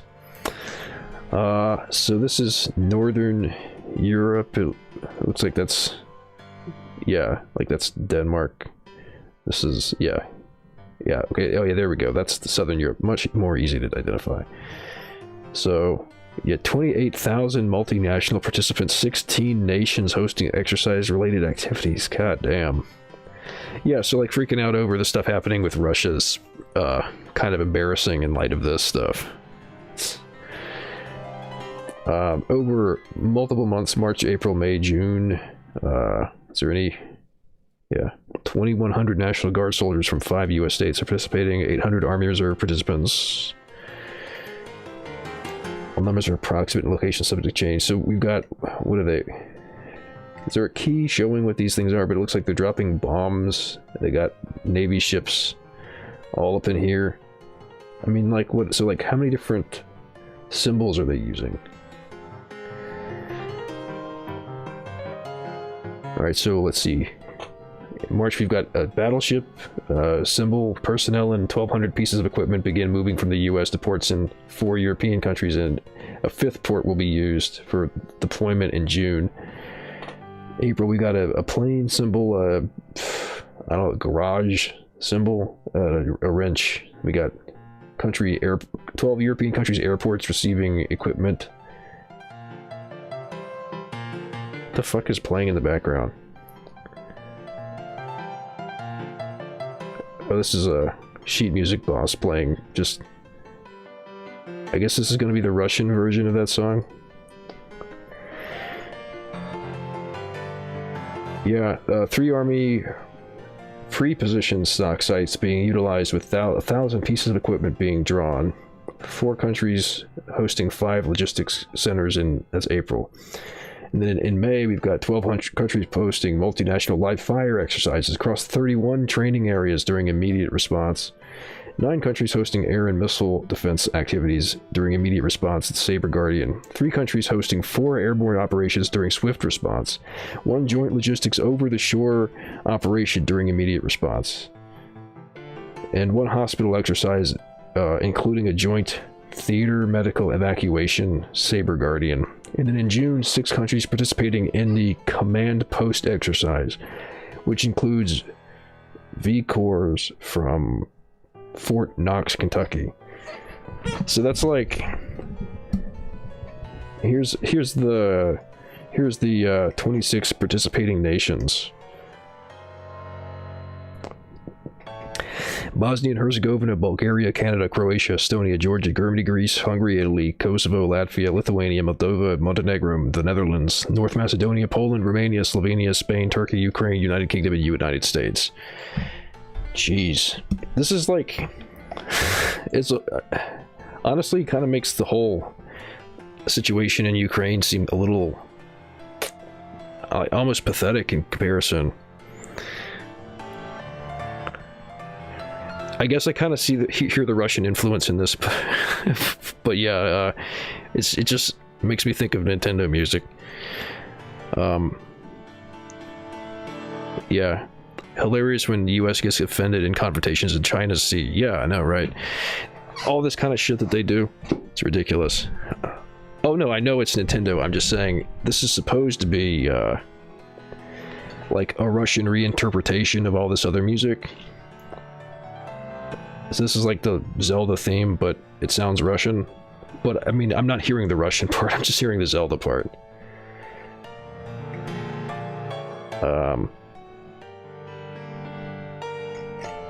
Yeah. If anybody's got like alternative music to play or suggestions, you can post in the chat and I'll switch over. Yeah, Sheet Music Boss is like one of those like meme channels that will like do reinterpretations of music. That's not the right tab. I don't even need that open right now. Alright, so that's the story on the Russian withdrawing troops. Let me go ahead and play that, this video. This is more about, like, the story with Israel earlier.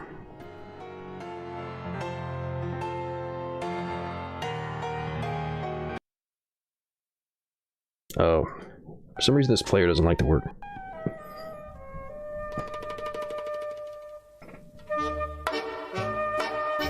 Oh, okay. So it's hard to see this, but yeah. ISIS fighters attacked the Israel Defense Forces unit and apologized. Just to think of ISIS apologizing is funny.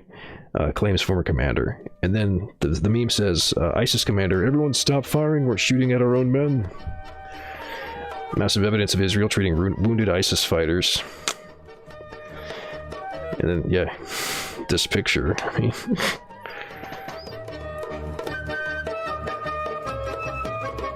I mean, that might be photoshopped, I don't know. But yeah, it's pretty well known at this point how involved the US and Israel are in funding groups like ISIS, including ISIS. So, oh, cool. More music. Here we go. All right, this is a 1 hour one. This is a 2 hour one. Oh no. 2 hours of music. Joseph Vissarionovich Stalin, and 1 hour of instrumental communist music. Ugh. Well, I might get to both of these, so I'll go ahead and cue them up in order. What time is it? 8:21. I might get through both of these tonight. I don't know.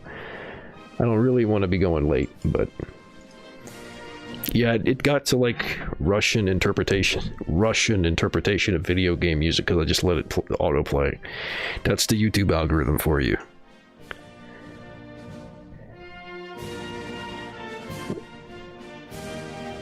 I wonder why this is a threat to the Russians. Yeah. Last time they did a drill like this, it was a failure. US could not get their army group in time. That's funny as shit. Yeah, I mean, the US loves to brag about their military, and it sure is expensive. But they don't really have a good record.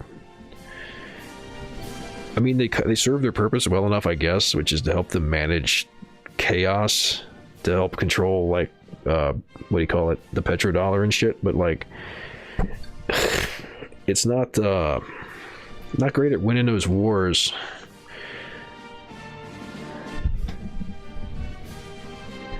And they'll jerk off the wins they get forever. I mean, how many fucking movies have been made about World War II? That wasn't even mostly the US. Alright, let's see what else we got. That's the Russia story. Welsh election. Boost Senedd to fight capitalism, says communists. The Communist Party is calling for more powers and resources for the Welsh Parliament to challenge big business market capitalism in Britain. I don't like when they stick much qualifiers on capitalism. You're communists, you're fighting capitalism. Not market capitalism, not big business capitalism or big business market capitalism. You're fighting capitalism, right? Right? In Britain, launching its manifesto in the Senedd election, Party General Secretary Robert Griffith said it would fight to win back post-Brexit powers transferred from Wales to UK ministers. Yeah, I know, it's weird that people are putting maybe state capitalism or something. I don't know, it's weird that people put qualifiers on capitalism like that. It makes it sound like you're a libertarian. That's like libertarian stuff to do. It's like, oh, it's not capitalism, it's crony capitalism. Our problem's not with capitalism. That's what it sounds like when I see people adding qualifiers to it. It just like capitalism. It's weird. I don't know, maybe there's something to that strategy. This could be a Euro communist, but maybe, I don't know. This is the communist, I guess the Communist Party of Great Britain.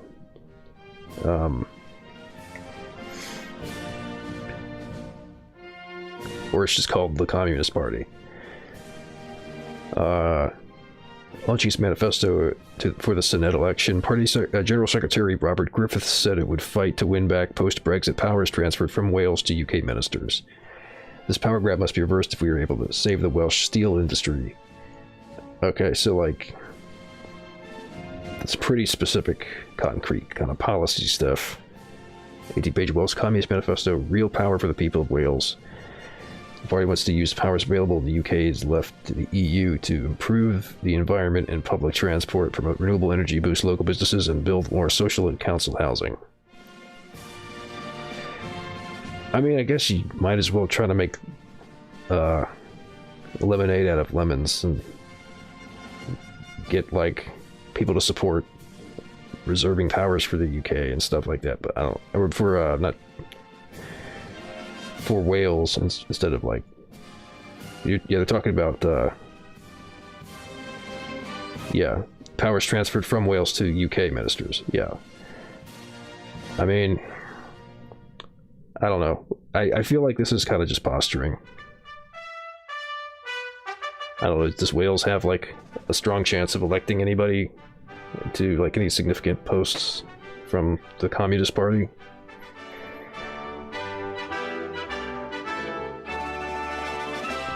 Power grab must be reversed if we were to save the Welsh. Yeah, I read that. Past week, the Welsh government was refused to permission for a high court legal challenge against the UK government over the Internal Market Act. So, I mean, it sounds like it's not going anywhere. Ministers in Cardiff claim the legislation could stop them making laws in devolved areas, while the UK government says nothing in the post-Brexit trade rules alters the devolved competence of the Synod.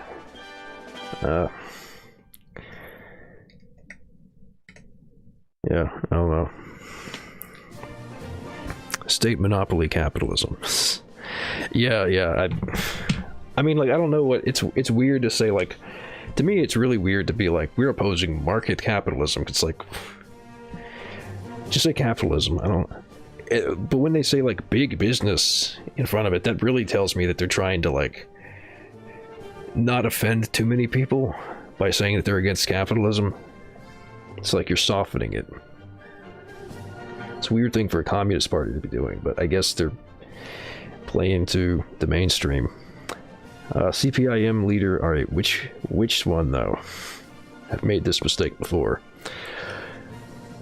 CPIM leader Sitaram Yechuri's son dies due to COVID. Politicians, journalists offer condolences. Alright, it's Marxist. CPI Marxist Secretary General Sitaram Yechuri's son died due to the coronavirus on Thursday morning. Ashish Yechuri, 35, had been admitted to the Holy Family Hospital in Delhi 2 weeks ago, but was later moved to the Medanta Hospital in Gurugram, the New Minute reported. He worked at online platform News Laundry in Delhi. News Laundry is an interesting name. There's not that much markets in modern capitalism. I mean, yeah, that's a whole art. I don't want to get into the whole we're living in socialism infrared argument right now, but yeah. I mean, it's an optics thing is the thing that I'm saying is that makes it weird to me, but it's a legal parliamentary MLS. In the beer market, they're literally two competitors. Yeah, I mean, like, there's definitely something to be said there. And if you're saying that you're against market capitalism, it's like, are you talking about, like, capitalism in general, or just, like, a very specific subset of it?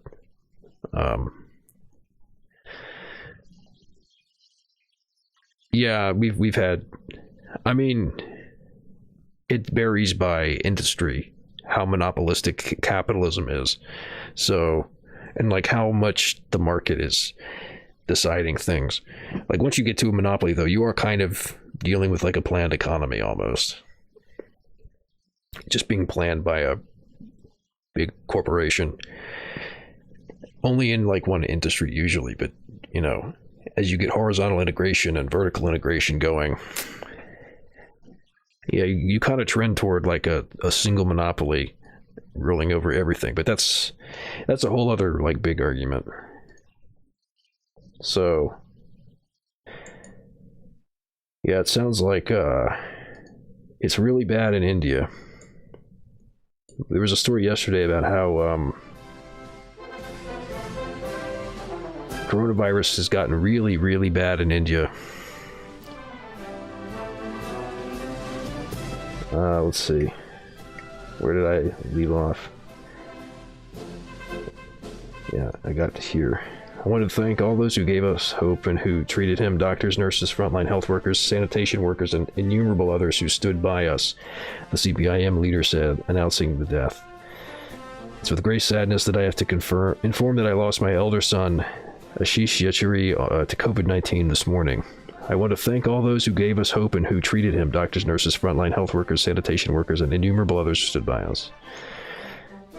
Several political leaders took to Twitter to offer their condolences to the CPIM leader. Devastated by the news, Congress leader Shashi Tharoor said, "There is no greater loss for a parent to endure. May you find the strength to bear the inexpressible grief of your loss. My heart goes out to you at this painful time." Prime Minister Narendra Modi offered condolences to Sitaram Yechuri and his family. President Ramnath Kovind expressed grief. "In this moment of profound grief, my deepest condolences to Shri Sitaram Yechuri, his family, and his loved ones." He tweeted, "May you find the strength to bear this irreparable loss." I mean, shit, man, if you really are so sorry, maybe you could fucking do something about COVID.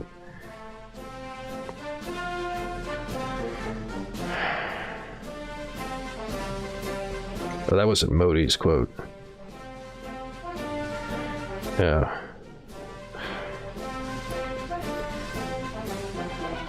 Condolences to Shri Sitaram Yechuri Ji and his family on the tragic and untimely demise of his son. Maybe this is just... Well, no, I'm sure he wrote this in English. Calling the death of your child a demise is weird. And saying that it's untimely is even weirder. Like, there would be an appropriate time for you to lose your kid.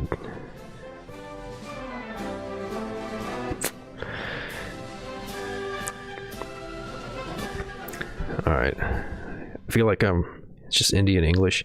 Yeah, that doesn't really... I don't know. They've all these different places that speak the same language have slightly different dialects, so... to talk about somebody's kid dying as a demise just feels really sinister to my deep fried Southern English ass, Southern U.S. English ass.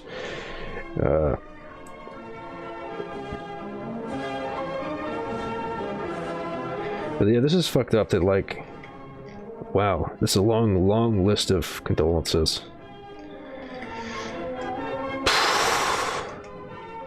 But yeah, like this is the 8th consecutive day when the country has recorded over 2 lakh coronavirus cases, as many as...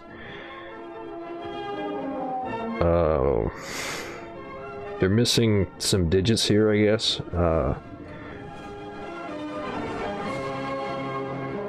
Or they put the commas in the wrong place.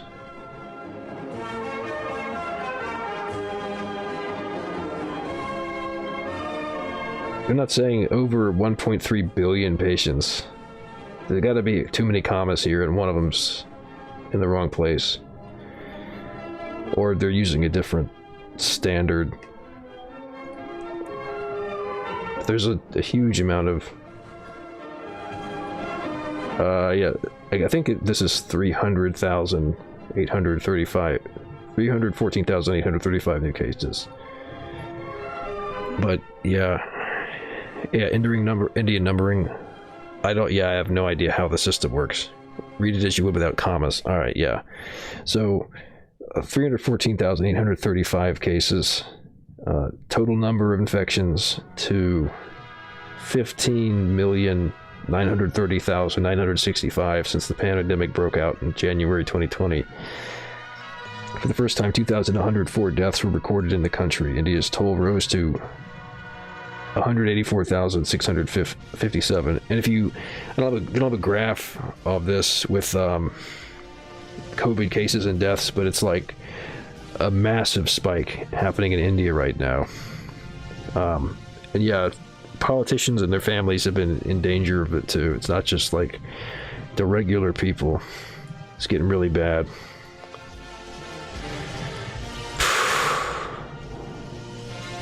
Yeah, they're on track to overtake Brazil and the U.S.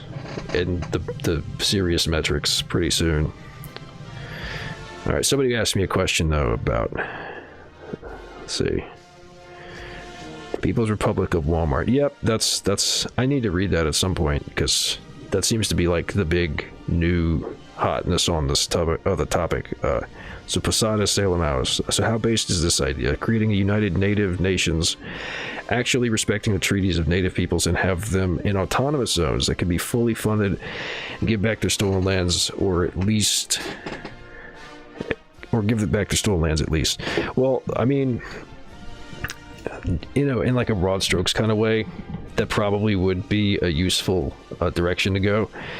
But the problem with that, the problem that I see, like the big one with like land back kind of stuff, is that like the stolen land is like all of the land basically. So you've got like a very small number of people now in those nations who would then be going on to populate those lands. So you run into problems with like just logistics. But like that's definitely something that people need to be brought to the table on and figure out. Like, I mean, the native indigenous populations in the United States are like treated horribly, and we need to figure out a solution that will work so that they can live like fucking human beings, which is like really not the case now. And it's not good enough to just be like, oh yeah, here you fucking own a casino or whatever the fuck. Like, they need to actually do something. And I think that a lot of land needs to go back, but it needs to be in a question of like, how do we actually do this in a way that's sustainable and isn't going to cause like some kind of weird factional violence or something? Because you know that if you do that kind of stuff under capitalism, Porky's going to be sitting there rubbing his hands saying, how can I use this to my advantage? How can I use this to cause like infighting and shit?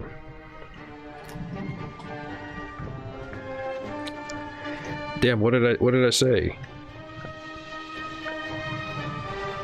What did I say that... What am I saying that's making me a colonizer?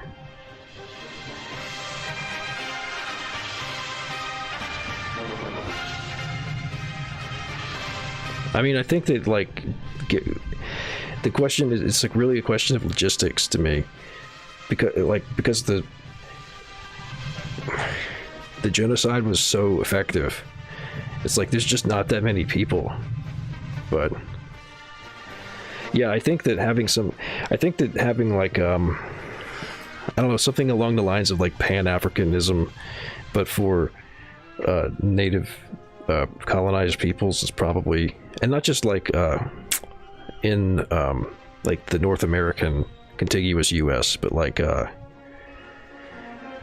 other parts that are become other places that have become like colonies and territories too. But yeah, I think that this is stuff people have to take very seriously and like try to figure out what to do about these problems. And it is something that tends to like really fly under the radar too. But like a united North and South American alliance, yeah, that would be really good. Something along those lines would be awesome. But you know, it's I don't think we're quite at a stage yet where we can do that. We need to have more organization and like international cooperation. Native rule on America?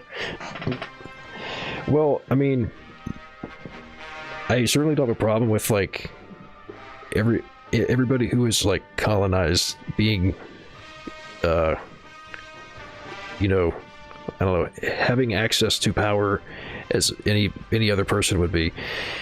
But I think that you run into real serious danger of like, I mean, I don't think it's going to happen pragmatically speaking, but like you don't want to replicate a class system by, especially not like a racial caste system, by like saying, oh, only this group of people gets to be in charge.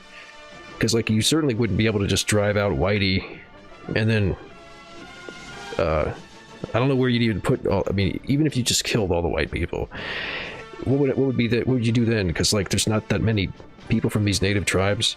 Maybe you'd have like enough Latin American people who'd be able to populate the country, but then would you run into issues with like, well, who's indigenous enough? So like it's, I don't know, man. It's a really thorny issue, but it's important as shit.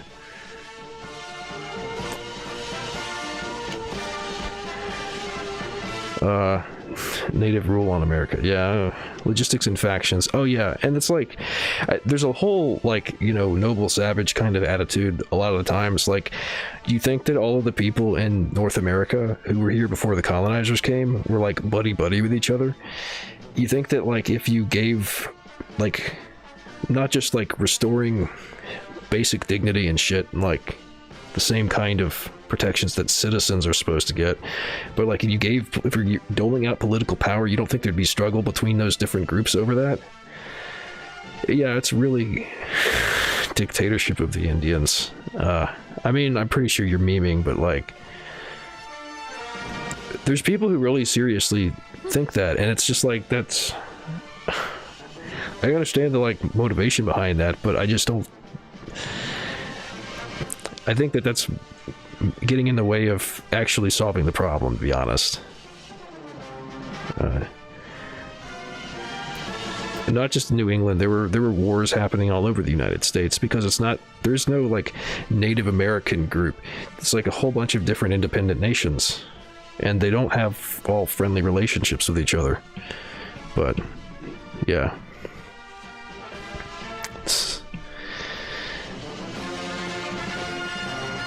Yeah, it is. That's a really good point. The whole framing takes for granted that ethno-states are the only nations. That's an excellent point, Eugene. That's like this really deeply ingrained ideology that like a nation is only legitimate based on this like ethnic identification.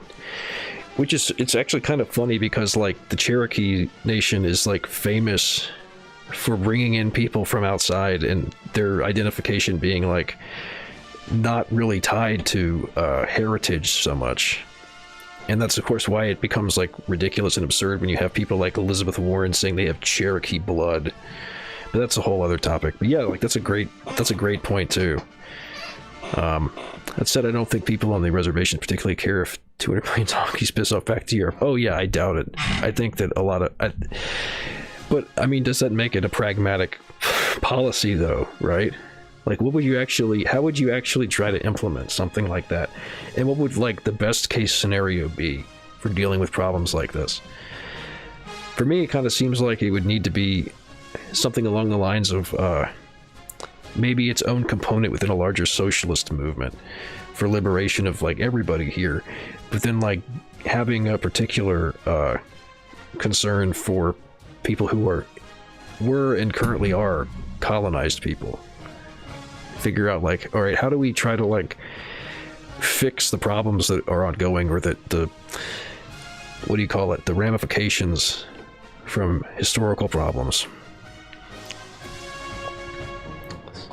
I'd be pissed if I were on the reservations told I had to accept the people who stole land. Yeah, I don't think that we should keep reservations or the way that we've got them and that kind of thing. I definitely think that there should be like a total reconfiguration of, we call it land reform, that definitely needs to happen. And not just for the, whole colonialism thing, but like, yeah, that definitely is something that should be part of the whole process. Yeah, this is an important line of inquiry too. But I would need to have somebody who's like more familiar with, this topic and the internal politics and the I don't want to say tribal, international politics of these colonized groups to sort of like figure out what the plan would be. I'm not going to figure it out sitting here, and the chat's not going to figure it out either. But it's like really, it's the kind of thing that has to be hammered out in fine detail, probably. Yeah. I only think of basically revolution as the only way in which we could even really free anyone, as any other solution will end up more tensions than before. I think that's probably true. I think that like you really do have to completely change to a completely different system. Just like get rid of, there's no reforming capitalism at this point. You have to just like build something else. And of course that'd be communism, right? But I think it's easier to sell people on the idea that the current system is just fucked and needs to be ditched than to just like walk in and say, hey, it's time for communism. You could do that as like part two of the argument. Also, lots of this discourse is strangely Eurocentric. Yeah. Well, I mean, you know, this is largely coming out of, oh yeah, what's that video? That's from that movie. We watched that on the movie night thing. It was that, commissar guy being like, you can have all the candy you want. I can't remember what to call that scene, but yeah, that's what I think of. Like, go on, take all that you want. You like asking him to pray to Che Guevara or whatever it was. I don't remember the scene exactly. But yeah, I think you're right that people do tend to look too much at America, the Americas in general, and the U.S. especially, as an extension of Europe. And we should like try to figure out how to incorporate like a more of an understanding and an involvement of the indigenous people into socialism. That's been a big problem with the labor movement too in the U.S. is being like all weird about race. But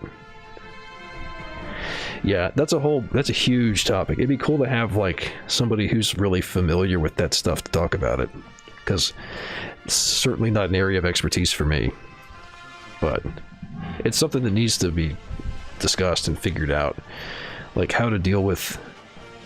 And like there's definitely people who'd be like, oh, that's idpol, but it's like these are like real actual groups that are politically delineated and have points of tension and conflict between each other. So we do need to figure out how to negotiate those conflicts and work them out. It's really embarrassing for that. I did not know this is a real discourse.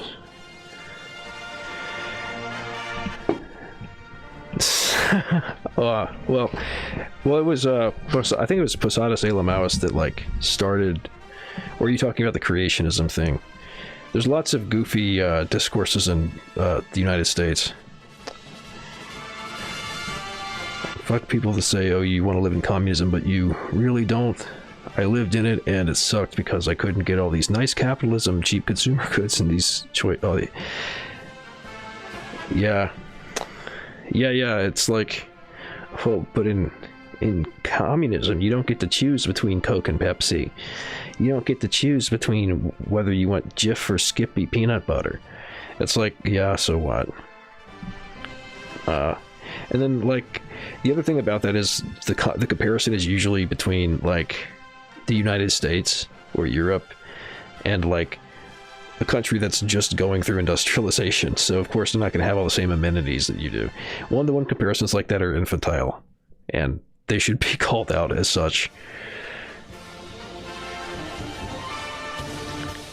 I am, for one, very much against splitting up America in any way.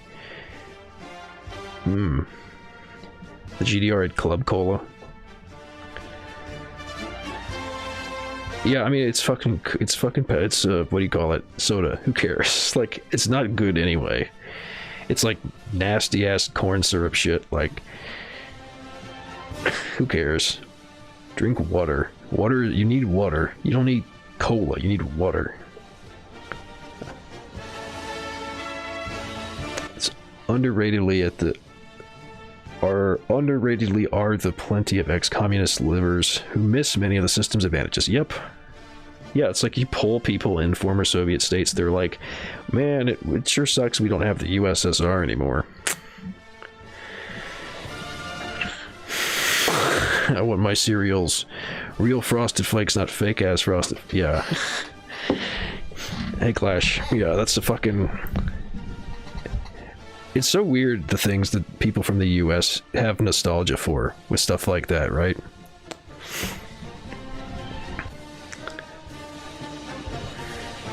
Well, don't want the country to split either, but there are actual people that do want to balkanize from the left and right.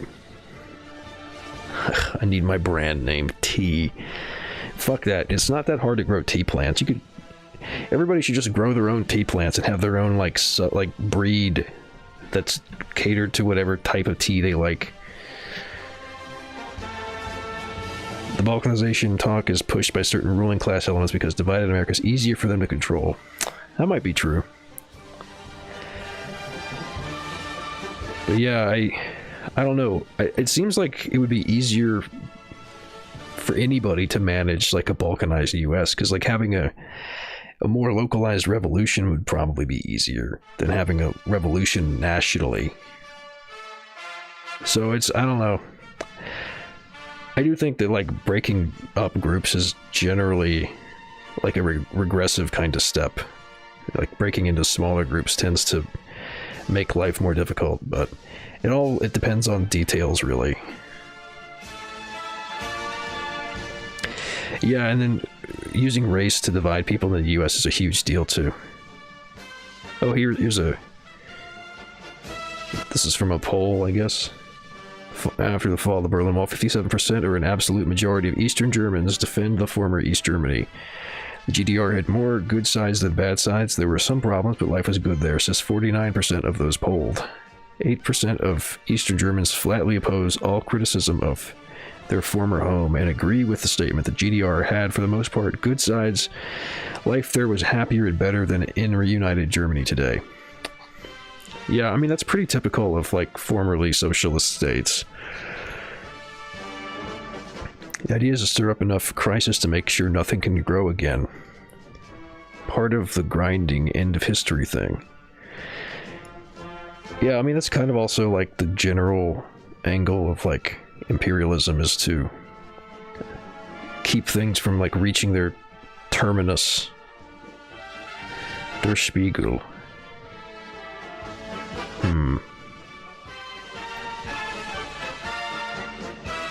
Majority of East Germans feel life better under communism. Damn, my ad block just doesn't work right now. Alright, I don't really want to put a bunch of fitness ads with women showing their butts on Twitch, because that might get me a suspension. See if I could put a little ad block on real quick. Thought I already had it. This is supposed to happen by default, but I guess it just didn't work. Maybe I needed to add it for this profile specifically.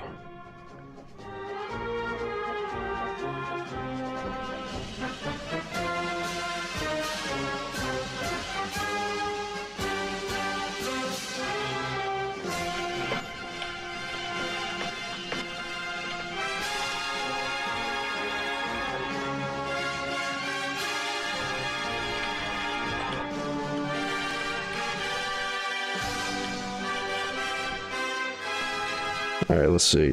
Alright, it looks like that installed correctly. Let's see if this ad block stops this from fucking showing a lot of booty. There we go. Nope. Oh, no, it didn't work. Damn it. They must have gotten like some new updated version. Let me see if I can... Maybe I can work around the booty. Yeah, this is the article. A majority of Eastern Germans feel life better under communism. Glorification of the German Democratic Republic is on the rise 2 decades after the Berlin Wall fell. Young people in the better off are among those rebuffing criticism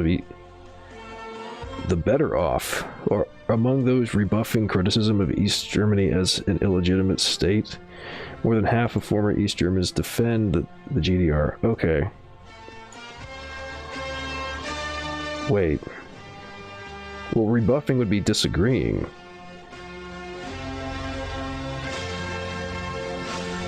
Or maybe that's just I'm reading something wrong there. Is it... I want to be careful when I'm scrolling. I don't want to... Oh, that's the fitness ad. Alright, so I'll stop there. Or maybe cover it up. The life of Berger, a native of the state of Mecklenburg, West Pomerania, and northeastern Germany, could read as an all-German success story. The Berlin Wall came down when he was 10. After graduating from high school, he studied economics and business administration in Hamburg, lived in India and South Africa, and eventually got a job with a company in the western German city of Duisburg. Today, Berger, 30, is planning a sailing trip to the Mediterranean. He isn't using his real name for this story because he doesn't want to be associated with the former East Germany, which he sees as a label with negative connotations.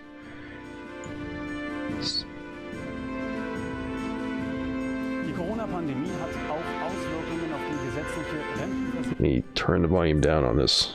Warnte etwa der Finanzwissenschaftler Professor Bernd Raffelhüschen vor einer massiven Unterdeckung und einem Absinken des Rentenniveaus auf unter 40% des letzten Nettoeinkommens. Zahlen müsse dies die künftige Generation, so Raffelhüschen. Welche Auswirkungen dies haben könnte und was die Menschen jetzt tun sollten, darüber sprechen wir mit Matthias Pendel von Standard. So they don't have subtitles. Guten Tag nach Frankfurt. Hallo, guten Tag. All right, well, that's cool, but I'm not gonna play it if I don't get subtitles. All right, so let's see. If this is on the right side, so if I cover this part of the page, you won't see the booty. What is it? New East Germans deserves better. Yeah, it's fucked up.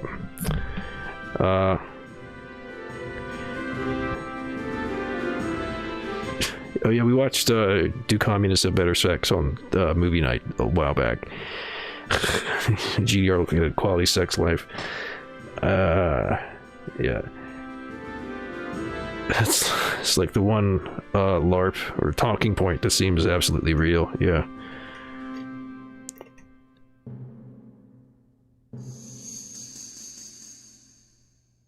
Mueller, yeah. Alright, so let me see if I can cover up the stuff that might get me.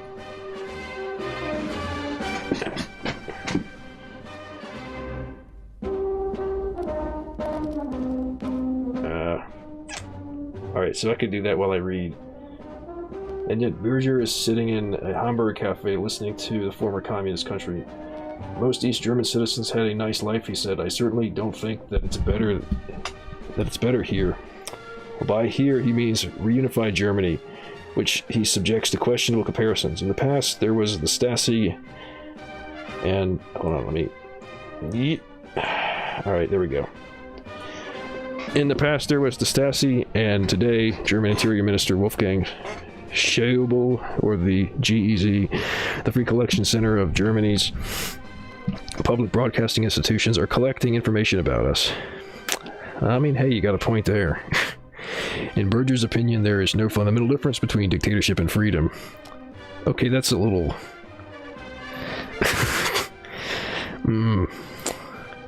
The people who live on the poverty line today also lack the freedom to travel. Yeah, this feels like they're really trying to, like,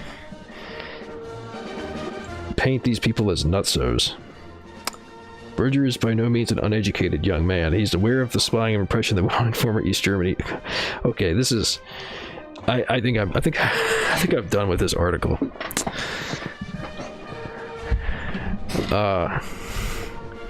Yeah, this is yeah, declaring the end of history is very much like, all right, this is the end. We won history. It's over. I still can't believe like how much people bought into that idea, and like because the Soviet Union fell, it's like, oh well, I guess communism lost. Like you expected the first big experiment to just go swimmingly. There wouldn't be any setbacks. I don't know. Maybe it's a product of like this like super spectacular kind of culture and way of thinking. I don't know. It's bizarre to me, but. Hey, we're seeing a resurgence now, so I guess it's all right in the end. Hopefully it's fast enough to beat global warming before it kills everybody. As an apologist for the former East German dictatorship. God. Alright, yeah. Where's the poll results? These poll results released last Friday in Berlin revealed that the glorification of the former East Germany has reached the center of society. Today, it's no longer merely the eternally nostalgic who mourn the loss of the GDR. A new form of nostalgia for the former GDR, has taken shape, says historian Stefan Waller. The yearning for the ideal world of the dictatorship goes, they love calling it dictatorship, goes well beyond former government officials. Even young people who had almost no experiences with the GDR are idealizing it today. The value of their own history is at stake. Oh, man. Oh, Ost. Yeah, right, Ost. Yes. Okay. Yeah, they keep calling it a dictatorship. It's funny. It's only funny because it's like failing so hard. Yeah, I think I'm about. Wait, oh, driven out of paradise. We're driven out of paradise. I just love. Schroeder has made enemies with statements like these. He received more than 4,000 letters, some furious, and in reaction to reporting on his study. 30-year-old Berger has also sent an email to Schroeder. The political scientist has now compiled a selection of typical letters to document the climate of opinion in which the GDR and unified Germany are discussed in Eastern Germany. Some of the material gives a shocking insight into the thoughts of disappointed and angry citizens. From today's perspective, I believe we were driven out of paradise when the wall came down. One person writes, a 38-year-old man thanks God he was able to experience living in the GDR, noting that it wasn't until after German reunification that he witnessed people who feared for their existence, beggars and homeless people. And they're like, oh, these horrible people who are romanticizing and idolizing East Germany. Oh, and it's like, and this is the fucking, this is what they're telling you. This is the story they're telling you, and they're freaking out about, oh, our history is at stake. God damn. Der Spiegel is the German Guardian. They lay on the dictatorship stuff hard. Yeah. It's. I think I'm done with this article. We get the point, right?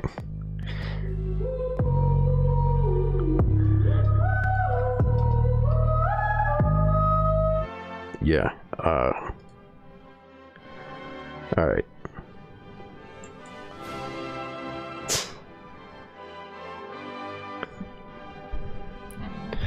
All right. So that's from I can't say the name, but good old Butthole in the chat. Twitch would ban me. I think they got, what is it, like AI to detect if people say that word. Yes. Geez. Shooting in Albania leaves 1 dead, 4 injured before election. Fuck. Local media reported that the victim and one of the injured people worked at the governing Socialist Party's local office, while the alleged attacker is a bodyguard of a center-right main opposition Democratic Party politician. Now, the 2 of the injured were allegedly bodyguards of the same Democratic Party politician.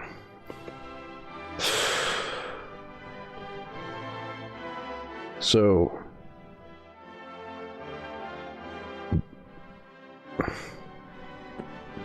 the attacker is a bodyguard of a center-right Democratic Party politician. 2 of the injured were alleged bodyguards of the same... So was there like a shootout? That's fucking confusing. So, yeah, because it said... one of the injured people working at the Socialist Party's local office. It's like a Democrat came and shot a socialist. But then, like, another... This is weird. I gotta figure out what the fuck this is about.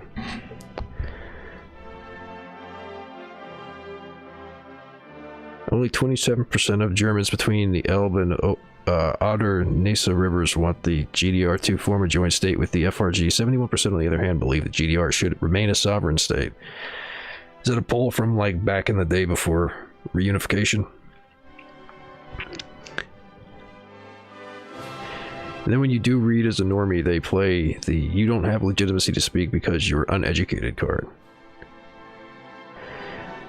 Well, that's like playing into the previous post. You don't have access to actual history. This is the normie view of history. You literally don't get any other views unless you go out of your way to read. Yeah. They make a real... That's a really big, and for good reason. It's a really big thing to try to, like, control people's understanding of history, because it shapes so much about, like, the way you view the world, how you understand it.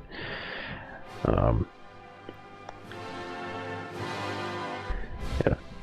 I'm bummed that you weren't able to come on tonight, Eugene, but we'll figure out another time. You're making some good points in the chat. I appreciate it. So let's figure out what the fuck's happening with the story. I don't know if anybody posted anything about this. Oh yeah, Simone, if you'd like to come on at the same time, we can have it set up so that multiple people are on. Alright, so Tirana, Albania.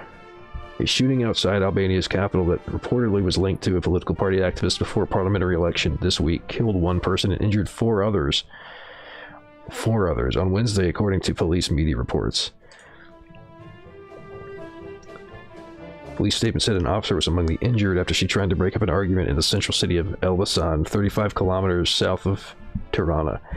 Several people have been detained, including the suspected gunman. No further details were given by police. Local media reported the victim and one of the injured people worked at the governing Socialist Party's local office, while the alleged attacker is a bodyguard of a center-right man. Yeah.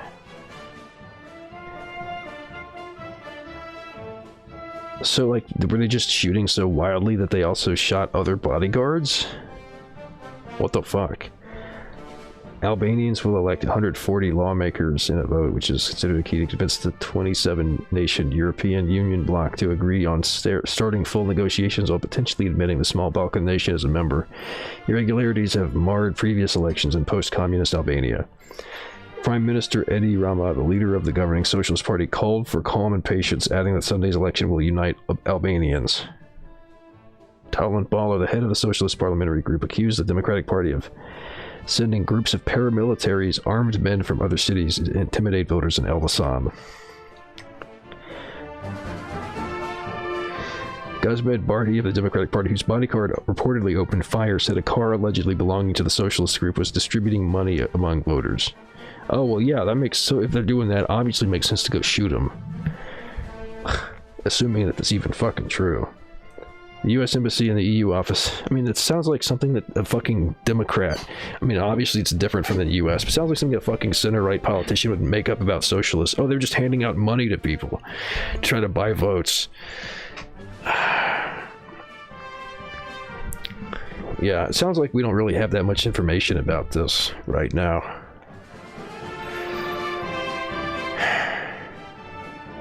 What the fuck actually happened there? I mean, they killed a member of the Socialist Party.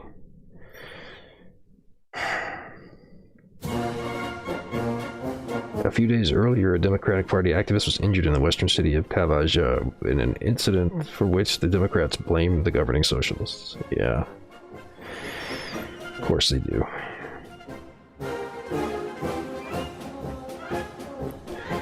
Electoral campaign has been tense in the final days before Sunday's election, which pre-electoral polls indicate the socialists will get the most votes. So maybe it will unite Albania. We'll see. Yeah.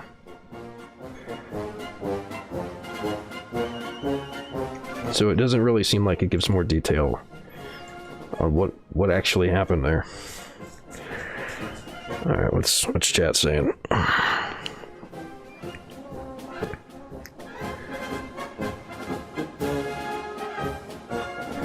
I got it so bad that a teacher one time tried to put me aside and say, you know, actually the official story is kind of bullshit. But I was young and dumb and didn't know my head from my ass. Yeah, that's like a real...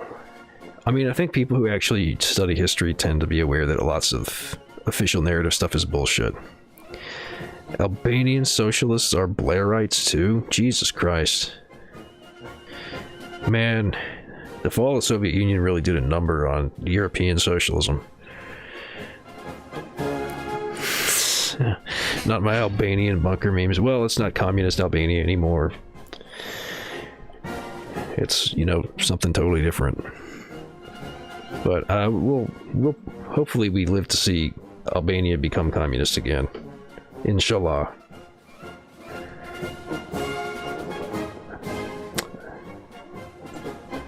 Well, somebody's doing the PogChamp face about Syrian missile in Israel, yeah. we still don't know that much. It seems like that's over, though. Facebook says Palestinian intelligence agency used platform to spy on citizens. You don't say. I wonder if there's any other intelligence agencies using Facebook to spy on citizens. Do you think? All right, see you, Clash. Still no body cam footage from Elizabeth City. I would have thought that they would have put that out by now. A bunker probably would be a pretty cool, like if it was a nice bunker, it'd be a pretty cool thing to live in. It would be cool to live underground. You could have like a whole complex of whatever, like you could have like a huge like a commie block level of building underground, and then like up above you could have like farms and gardens and stuff. But yeah, it'd be really...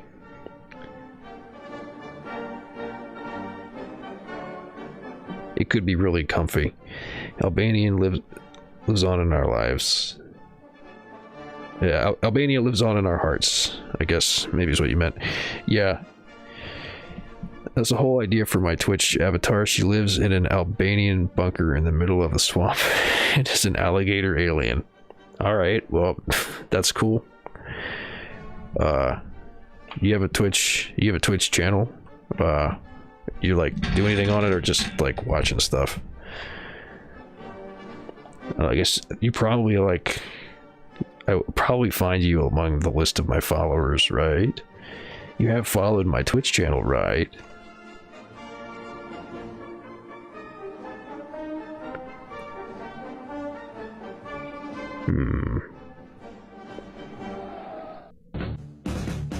No, I don't see... It's weird with how they count viewers. I don't see people... An Alunia VTuber would be funny. It probably wouldn't be that too hard to set up. They make like two-dimensional VTuber avatars. Like... Oh, you have... So you've got... You're actually like streaming shit. We should get... what do you call it? They have groups, I think, on Twitch where like you can have channels that are like, yeah, definitely. We could put it on yeah, if you plug your channel here, we can like add it to our stuff because we got the schedule. We can queue up your channel. But yeah, they have like groups or something that they call it on Twitch where you can like have multiple people from like form like some kind of association, and then people can find stuff more easily. You could like, I don't know, there's like features that help you coordinate things.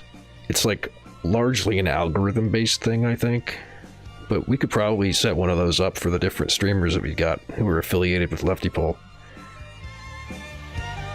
Yeah, team, that's what it is, I think. But yeah, like we got Troots in here. He's got a stream. Oh yeah, they got they got teams for like all kinds of stuff.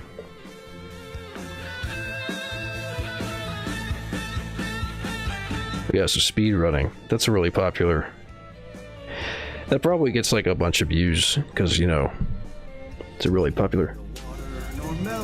Oh, you got the Jason one.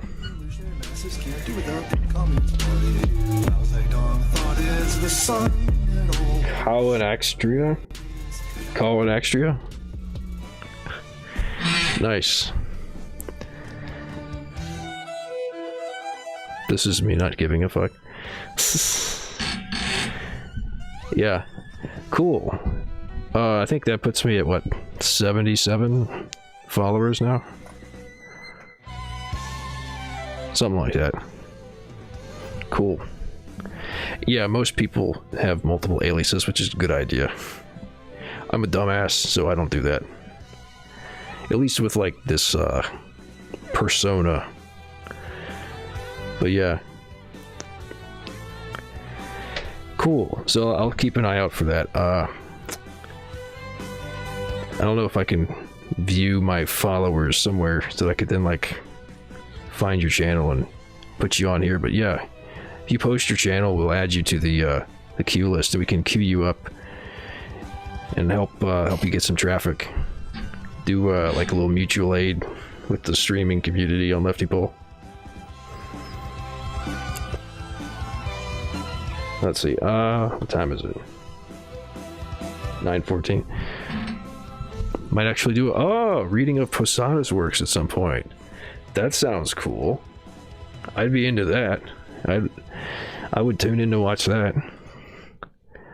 Yeah, also, I could set up hosting. So, like, you can create a list of other channels to automatically host if people go live. So that, like, if anybody who's, like, subscribed to you shows up and looks at your channel, I'm not subscribed, following you, can show up and look at your channel and they'll see somebody else's stream. So it helps, like, do cross-pollination. So yeah, you give me, I might have to, like, go look it up, but if you actually post, like, the link or the username or whatever, I can go add you to all that stuff. Yeah, I'd totally be into, like, growing the leftypol community on Twitch or wherever. Help bring people in too, probably. Yeah, so that sounds cool. I'd like to hear a reading of Posadas. Yeah, so Facebook is talking about, yeah, intelligence agencies using Facebook to spy on people. That's news, right?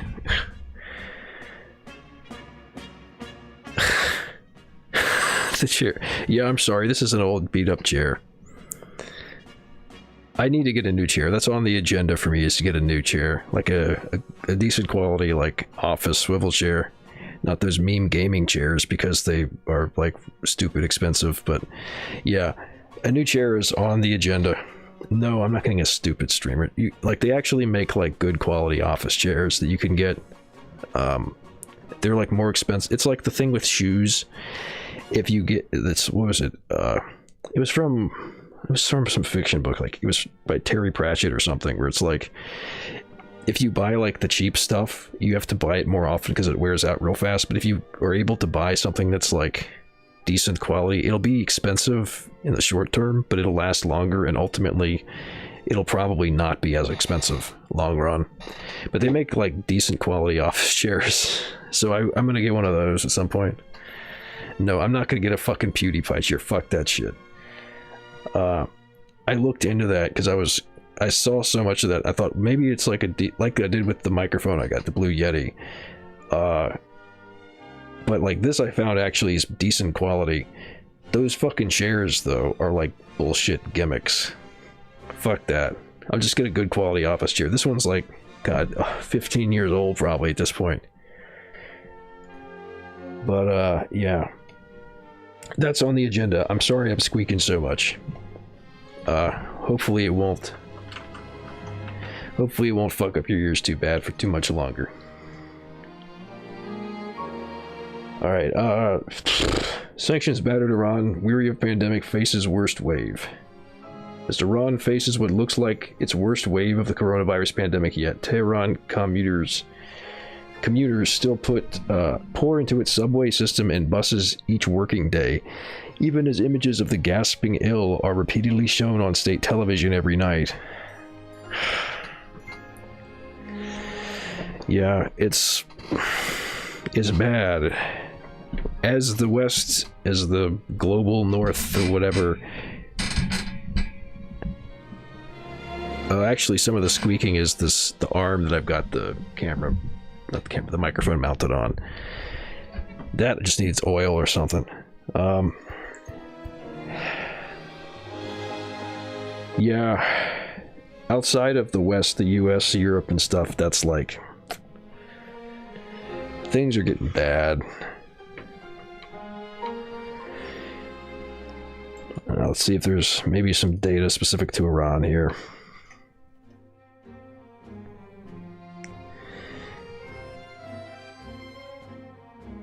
In this nation of 84 million people, which faces crushing U.S. sanctions, many struggle to earn enough to feed their families. Economic pressure, coupled with the growing uncertainty over when vaccines will be widely available in the Islamic Republic, have many simply giving up on social distancing, considering it an unaffordable luxury.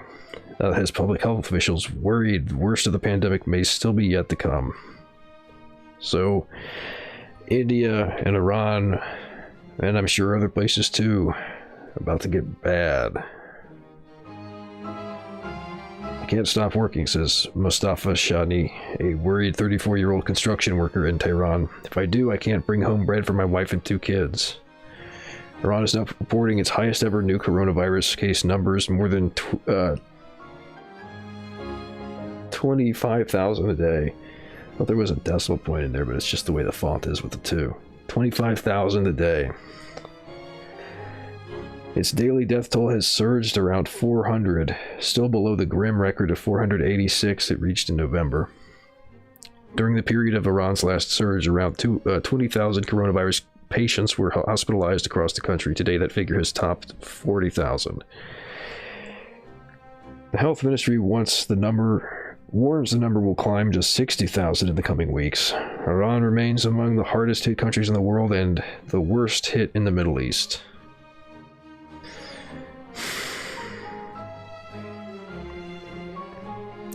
At Tehran's Shohandaya Tajrish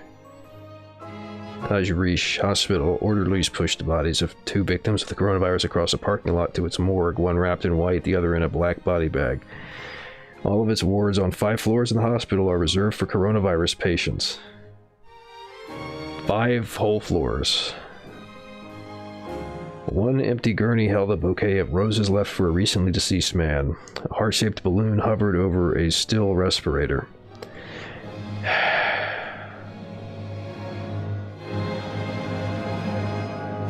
Oh my god. At the massive Behesht-e-Zahra cemetery, already reeling from the pandemic, workers laid cinder-block rows of new graves. Mourners in black wept at a stream of funerals. Officials plan to open a new morgue at the site to handle the wave of death, much wrought by what Iranians simply call corona. Saeed Khal, the director of Tehran's cemetery, said workers buried 350 bodies there on Tuesday alone. At least 150 had died of coronavirus. The cemetery had never processed that many burials in a single day, not even during Iran's war with Iraq in the 1980s that saw 1 million people killed.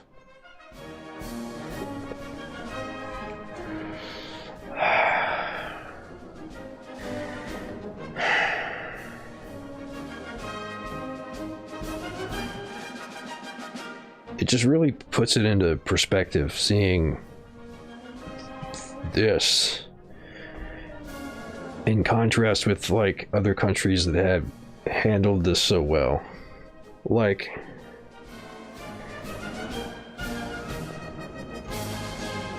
some places have had very, very few total cases and very few deaths. Like Vietnam. You know, this isn't necessary. It's just like, I could see why this kind of shit would drive some people to despair. Especially if you're in it. God. It's one of the hardest and saddest days for my colleagues in the half-century history of the cemetery, Kyle told State TV. One of the hardest and saddest days for a cemetery.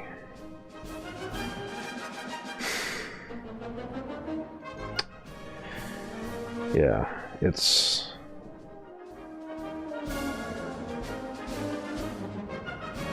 We're not going out of the red zone anytime soon, Deputy Health Minister Alireza Raisi told state media. President Hassan Rouhani blames the current surge on the fast-spreading variant of the virus first found in Britain, which the government says arrived from neighboring Iraq. Well, that sounds like it might, not to get tinfoil over here, but that's a little suspicious. Travel between the countries has been restricted since March, though people and commerce continue to cross each day. Overall, Iran has seen 2.2 million reported cases and 67,000 deaths in total. Lawmaker Jalil Jahanabadi blamed government mismanagement and continued U.S. sanctions for the virus spread.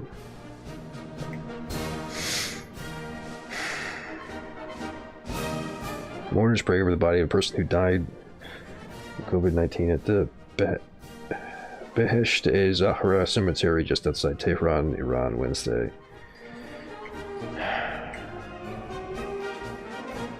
Yeah, just like huge amounts of death and mourning.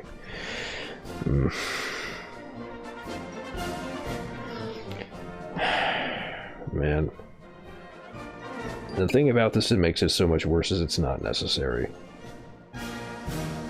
This could have been avoided. Wasn't for the fucking sanctions. You know, you had a different system in place. None of this has to happen. Sanctions, challenges, and wrong decisions will continue. We do not have sufficient vaccines to protect yourself and your relatives through personal health matters. It says Jalil Rahimi Jahanabadi. Yeah. Who is blaming sanctions? Yeah. As of now, Iran has administered over 500,000 vaccine doses according to the WHO. Supplies, however, remain limited. Iran's Supreme Leader Ayatollah Ali Khamenei has banned US and British-made coronavirus vaccines, saying their import is forbidden because he does not trust those nations. Khamenei has approved of the import of vaccines from safe countries such as China and Russia, and has backed national efforts to produce a homegrown vaccine to with help from Cuba. Well, that's good news. Cuba's helping them, and they're working on their own variant, so... I mean, yeah, like, I could see why you wouldn't trust vaccines coming from the West. I mean, it looks like it might have been the case that the British variant got spread intentionally. I mean, it seems a little suspicious that it would appear so quickly over there, but... you know, over a border where the Western powers have access in Iraq.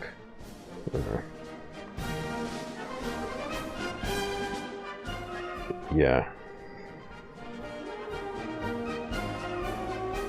And because it's taking so long to get things together, people are starting to ignore restrictions and the advice about distancing, and things are getting even worse. They really need help. They really need that help that Cuba's giving them. Hopefully they get on top of it.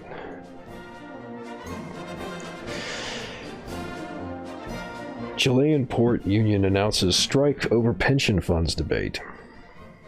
The Port Union of Chile announces progressive stoppage starting tomorrow, Wednesday, April 21st, on the occasion of the decision of the criminal government of Sebastián Piñera to go to Constitutional Court, seeking to prevent the approval of the third withdrawal of AFP funds. The organization said in a statement, as collected by Portal Portuario. So, it sounds like another big strike.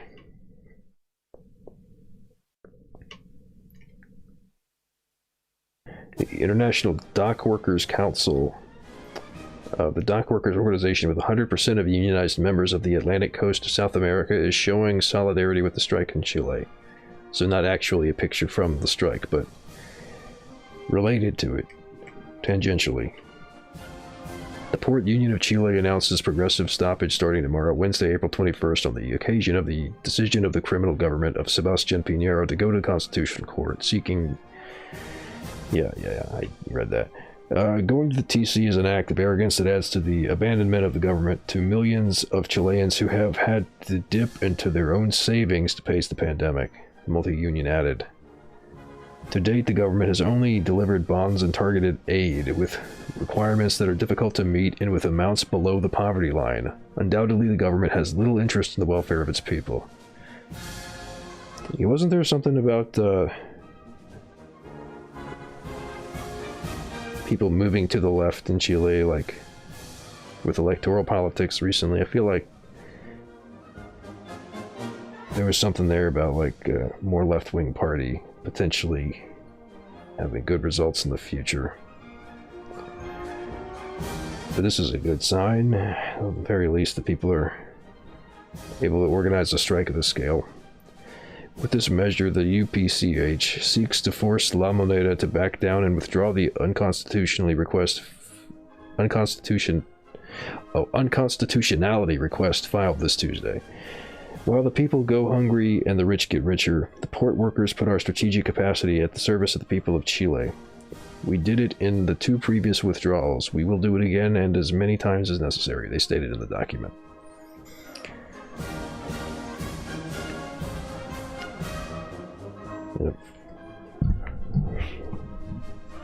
So it's from Telesource. It says 78% of the population rejects President Sebastián Piñera's administration. Which, I mean, hopefully they see some change there. Maybe this strike will help. But it's another strike, another big strike happening around the world. Give me some time on the Posadas reading, since I gotta ask the foundation that preserved his works for an English translation. Well, I mean, I would be interested in a Spanish translation, because I understand Spanish, but yeah, English would probably get more views. But yeah, I'm totally into that. I need to read more. I think maybe on like doing Saturday streams. I missed last Saturday, but doing Saturday streams, I think I'm going to do more reading. And next week I'm probably going to start streaming earlier, before like when I start reading the news. So I might like read some other like shorter texts then too.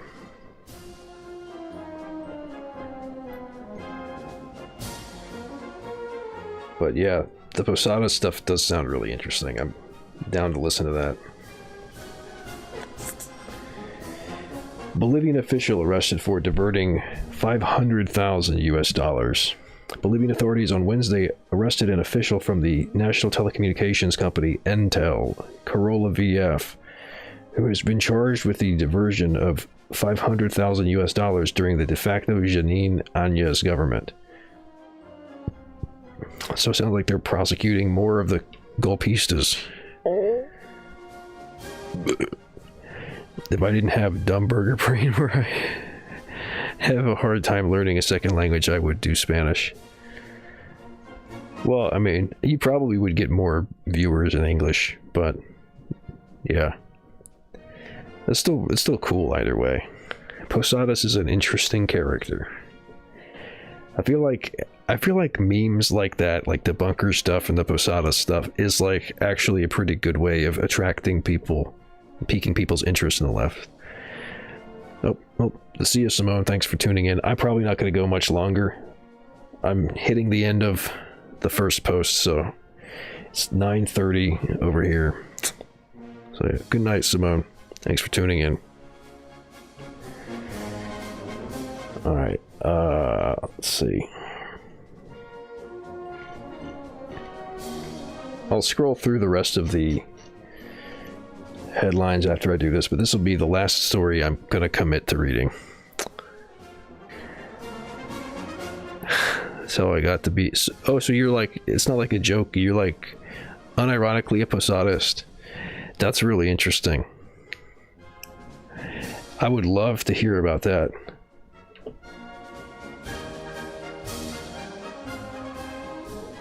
Because like I know mostly about the memes, but it would be really, I'd be curious to hear like about the more detailed stuff, and like what like an unironic Posadist would be, like what that entails, because it's mostly something that you see in the form of memes. All right, so Entel Bolivia. This is a short one.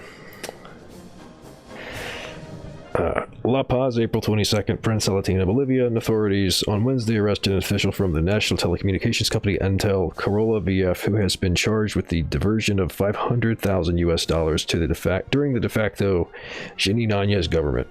The money sent to the defendant's partner's personal account should have been directed to pay for an account with the Peruvian telecom company La Paz. Prosecutor Sergio Bustillos told reporters. The defendant, Corolla VF, was in charge of operating with Entel's sells fiber optic payments, a company goal-oriented to new information and communication technologies, Bastillos explained. According to Bastillos, the arrested official made the disbursements to telecom shareholders, which $500,000 diverted had to be allocated to in payment for a submarine fiber optic project. Translation got a little shaky there, but unironically, he actually wanted to dismantle nuclear weapons once the workers' states were put up internationally, despite the whole meme of nuclear first strike. Well, shit. Damn. I'd really like to have that conversation and get people hearing that perspective, because it's a unique and very interesting one. All right. I'm going to wrap it up for tonight. I'm going to read through the headlines real quick. Anybody has any other stories they want me to see cover, you can go ahead and post it, and I'll prioritize that. But otherwise, I'm going to call it a day pretty soon here. I'm going to take off tomorrow as well. This has been a weird week because of the Chauvin trial, but I should be doing 4 weekday streams next week and a Saturday stream too. That's the plan. Chauvin trial kind of just threw a monkey wrench into all that, and I didn't want to interrupt everything going on there with the protests. It's the time for those people to shine. Alright, so let's see. Revolving door watchdog gives Biden White House B- on corporate capture in the first 100 days. So that means, like, revolving door as in, like, public sector, private sector. They're not really much of a watchdog because they're in bed with the politicians. So, yeah. I still give him a B-, though. I guess I don't want to give him an A because that would be too suspicious.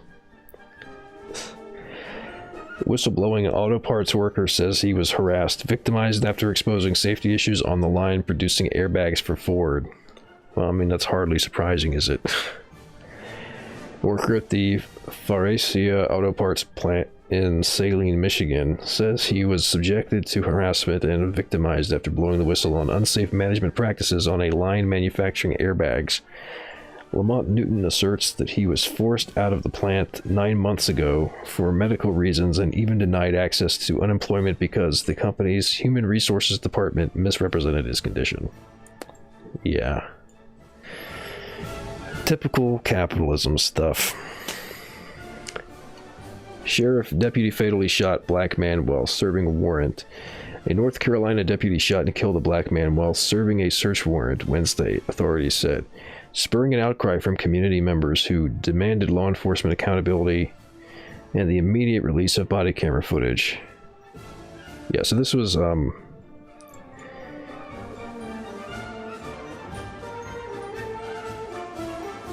this was yesterday morning, I think. Yeah, Wednesday. Yeah, authorities wouldn't provide details of the shooting, but an eyewitness said that Andrew Brown Jr. was shot while trying to drive away, and the deputies fired at him multiple times. Yeah, we're still waiting for body camera footage, which they have, but they haven't released yet.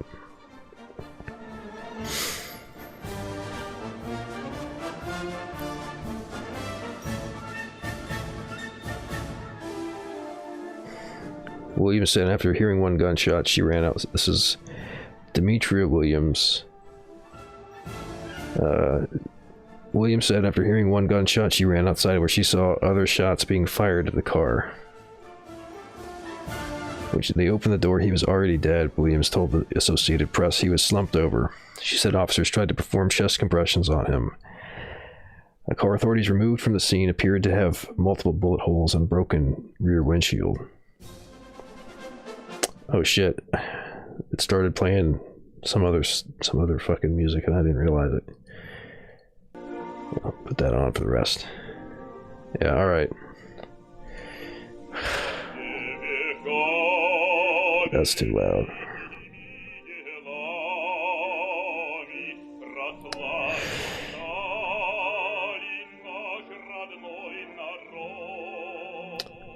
Yeah. Dozens of people gathered at the scene of the shooting in Elizabeth City, a municipality of about 18,000 people, 170 miles northeast of Raleigh, where they expressed their anger and rallied around Brown's family members. A large crowd later stood outside City Hall while the city council held an emergency meeting, some holding signs proclaiming Black Lives Matter and Stop Killing Unarmed Black Men. As the evening wore on, a group gathered in the parking lot of the sheriff's office, and a crowd that grew to more than 200 blocked traffic on a main thoroughfare to the city, forcing cars to turn around. "The police didn't have to shoot my baby," said Martha McCullen, an aunt of Brown who said she raised him after his parents died. McCullen stood at the stoop of Brown's rental home, her eyes moist with emotion. "Andrew Brown was a good person," she said. "He was about to get his kids back. He was a good father. Now his kids won't ever see him again." Wooten said that the deputy shot Brown around 8:30 a.m. The deputy was wearing an active body camera at the time of the shooting, said the sheriff, who declined to identify the officer or say how many shots he fired, citing a pending review by the State Bureau of Investigation. Wooten also did not say what the warrant was for. Williams, the eyewitness who was among those demonstrating outside City Hall on Wednesday evening, said Brown, who was known by his neighbors as Drew, wasn't a violent person. Yeah, no shit. I don't believe that officers really did that because he wasn't a threat to him. I didn't believe the officers really did that because he wasn't a threat to them. He was driving off even though he was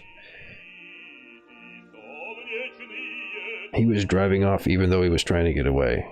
I don't know. I mean, I don't know if he was trying to get away. They still haven't... the situation isn't even clear.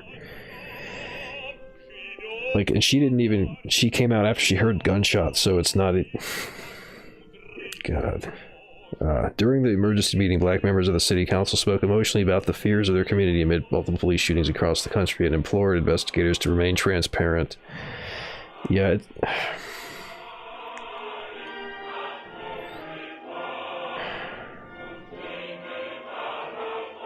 how many more of these how many of these are going to keep happening, you know?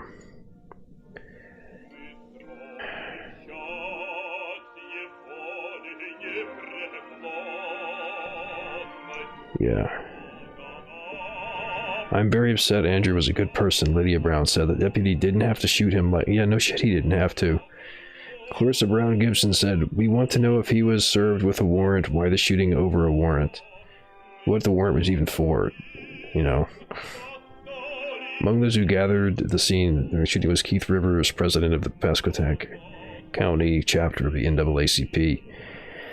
"Yeah, when is it going to stop? We just got a verdict yesterday," Rivers said in a phone interview, referring to the guilty verdicts handed down on Tuesday in the trial of former Minneapolis police officer Derek Chauvin in the death of George Floyd.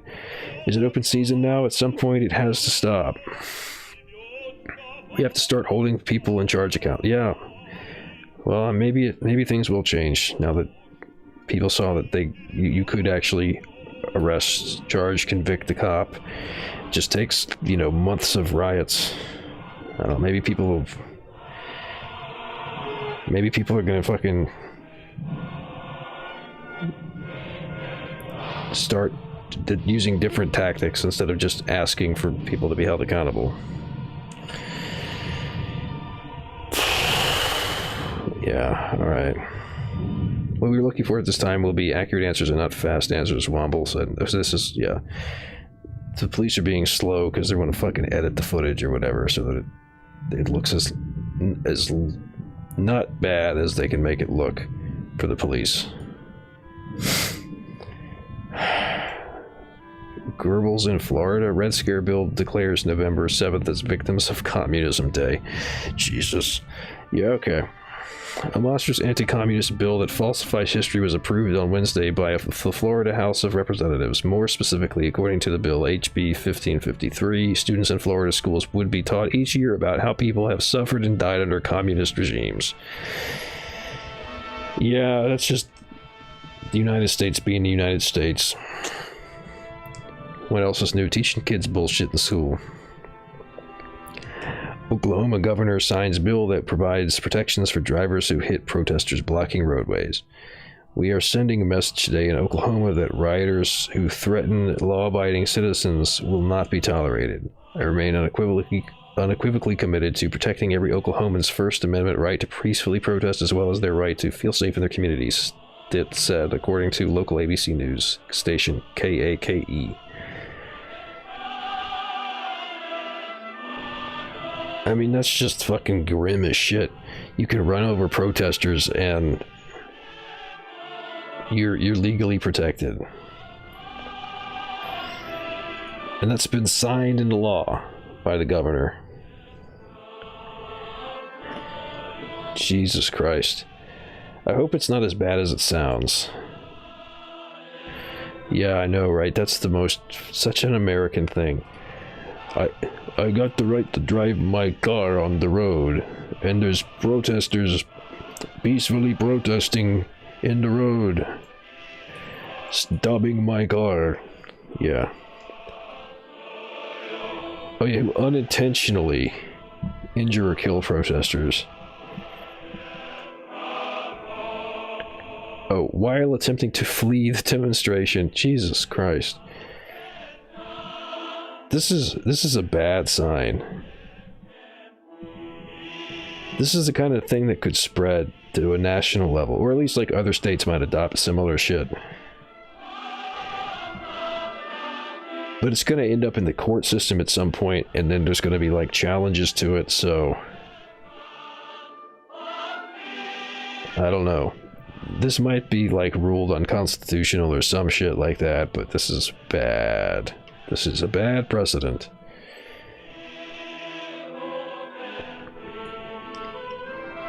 Alright, so obstructing a public road during a protest is a misdemeanor. So, okay, so you don't have any spaces in public in the US for people to walk appropriately. You just have fucking roads everywhere because everything is designed for people with cars. So now it's a misdemeanor to be in the street during a protest. Punishable with up to a year in prison and a $5,000 fine. The bill also states that a driver cannot be held criminally or civilly liable for killing or injuring a protester if they have reasonable belief that they are in danger and are fleeing from a riot. Which is like... It passed Oklahoma State Senate 38-10.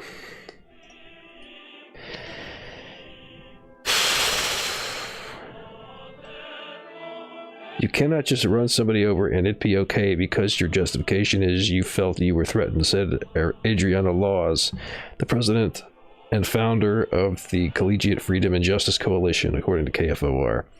I feel threatened every day as a black woman in society. Laws said she was led to disrupting the legislation because lawmakers refused to engage in conversations with her and other activists. So a group of protesters were kicked out of the Oklahoma House of Representatives after disrupting the proceeding on multiple bills. Oh shit, so they did like... Interesting how this didn't get any news coverage. People were in the Oklahoma Capitol building, I guess. The state Capitol building.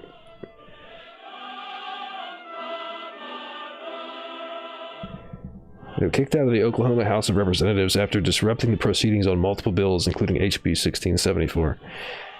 Yeah, that's interesting that political action that was very pointed and was about a specific policy was not covered in the national news. The way that they do when somebody just like, I don't know, throws a Molotov cocktail or something. It's our civic duty and our constitutional right to be able to stand up against our oppressor and be able to advocate in our legislature, she said. States across the country have seen rising protests over racial inequality and injustice, particularly in the wake of the murder of George Floyd last year at the hands of police. Yeah, I think this bodes really ill. That's not good. That is really not good. I hope that ends up being overturned eventually, because you know that there's going to be people in Oklahoma who go out and hit people with their car as a result of this. I mean, it would happen anyway, but they're gonna feel like they've got the protection and the leeway to do it now. Shit. Speaking of which, a woman pleads guilty to hate crimes for running down children. Nicole Poole Franklin, 43, entered the pleas Wednesday at a Des Moines federal court. 2 counts of violating the U.S. Hate Crime Act for trying to kill the children in separate attacks because of their races. She pleaded guilty Monday to 2 state counts of attempted murder in the same December 9th, 2019 attacks that the Des Moines Register reported. So yeah, God.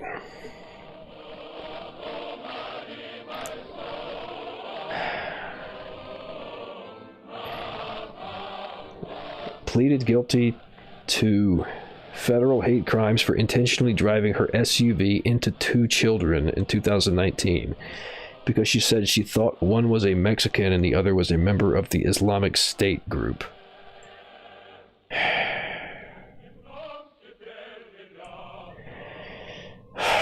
This fucking country, man.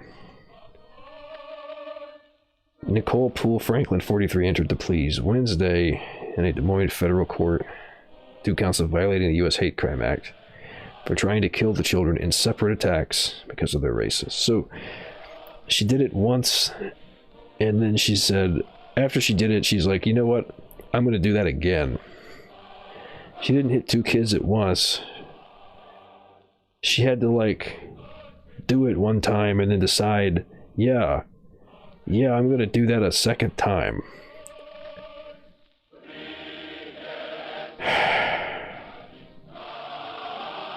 Prosecutors said Franklin intentionally jumped a curb in Des Moines that afternoon and struck a black 12-year-old boy, injuring one of his legs. During her hearing Wednesday, Poole said she thought the boy was of Middle Eastern descent and was a member of the Islamic State.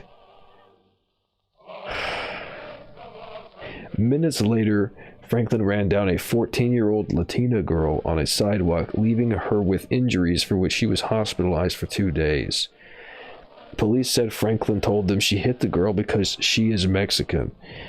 About an hour later, Franklin was arrested at a local gas station where officers say she had thrown items at a clerk while yelling racial slurs at him and at other customers.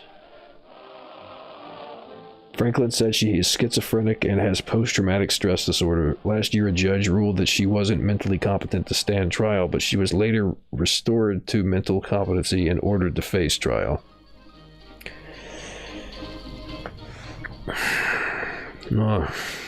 Yeah, further evidence that you have to be, like, pretty much mentally incompetent, disabled, whatever, to believe in this fucking racism nonsense. But then maybe it's just a fucking excuse. God, what a fucking monster, dude. Just gonna run over some kids. Federal courts carry a possible life prison sentence, but prosecutors recommended that Franklin be sentenced to 27 years behind bars and that her federal sentence be served at the same time as her state sentence. On the state counts, Franklin faces up to 25 years on each attempted murder count. It wasn't clear if other state counts, including hate crimes, would be dropped as part of her guilty plea to state court. Yeah. Nicole Poole Franklin ran over 2 kids because she didn't like their fucking race. God. Well, the girl lived. Did the boy live? Injuring one of his legs. Okay, so it sounds like he lived.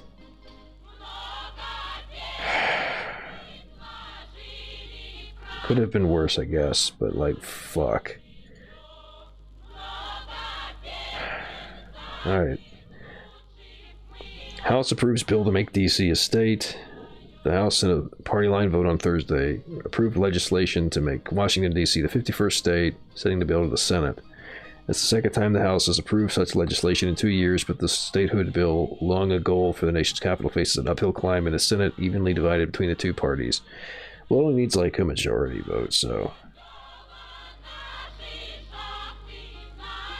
very well might pass, and I would think Biden would sign that, so maybe we're going to have 51 United States of America. Private equity's other tax fight. Treatment of interest deductibility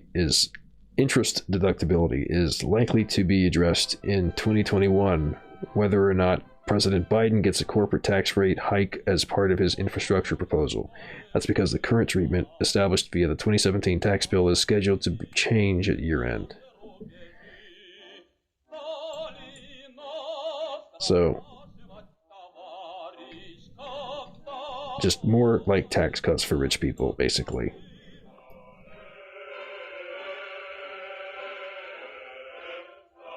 Marginal rates obviously matter, but for private equity, it's just an appetizer before the weedier work begins on issues like corporate interest deductibility. Why it matters, corporate interest deductibility is a straw that stirs the PE drink, better enabling buyout firms to finance acquisitions by adding debt to portfolio company balance sheets.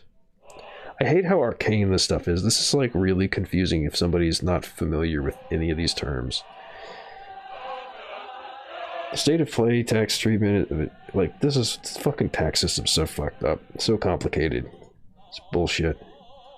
Tax treatment of interest deductibility is likely to be addressed in 2021, whether or not President Biden gets a corporate tax rate hike as part of his infrastructure proposal. I'm going to guess it's probably not going to happen. It's because the current treatment established via the 2017 tax bill is scheduled to change year-end.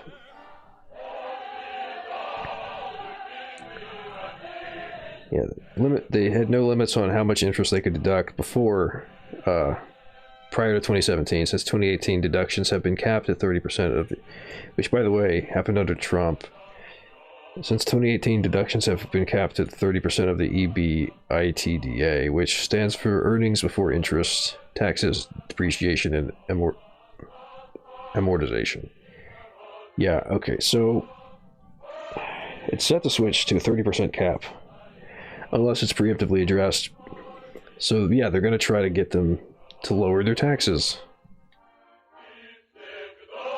Biden and his surrogates steered clear of addressing interest deductibility. Oh, I wonder why. Maybe because people wouldn't like to hear that the Democrats are going to cut taxes for the wealthy.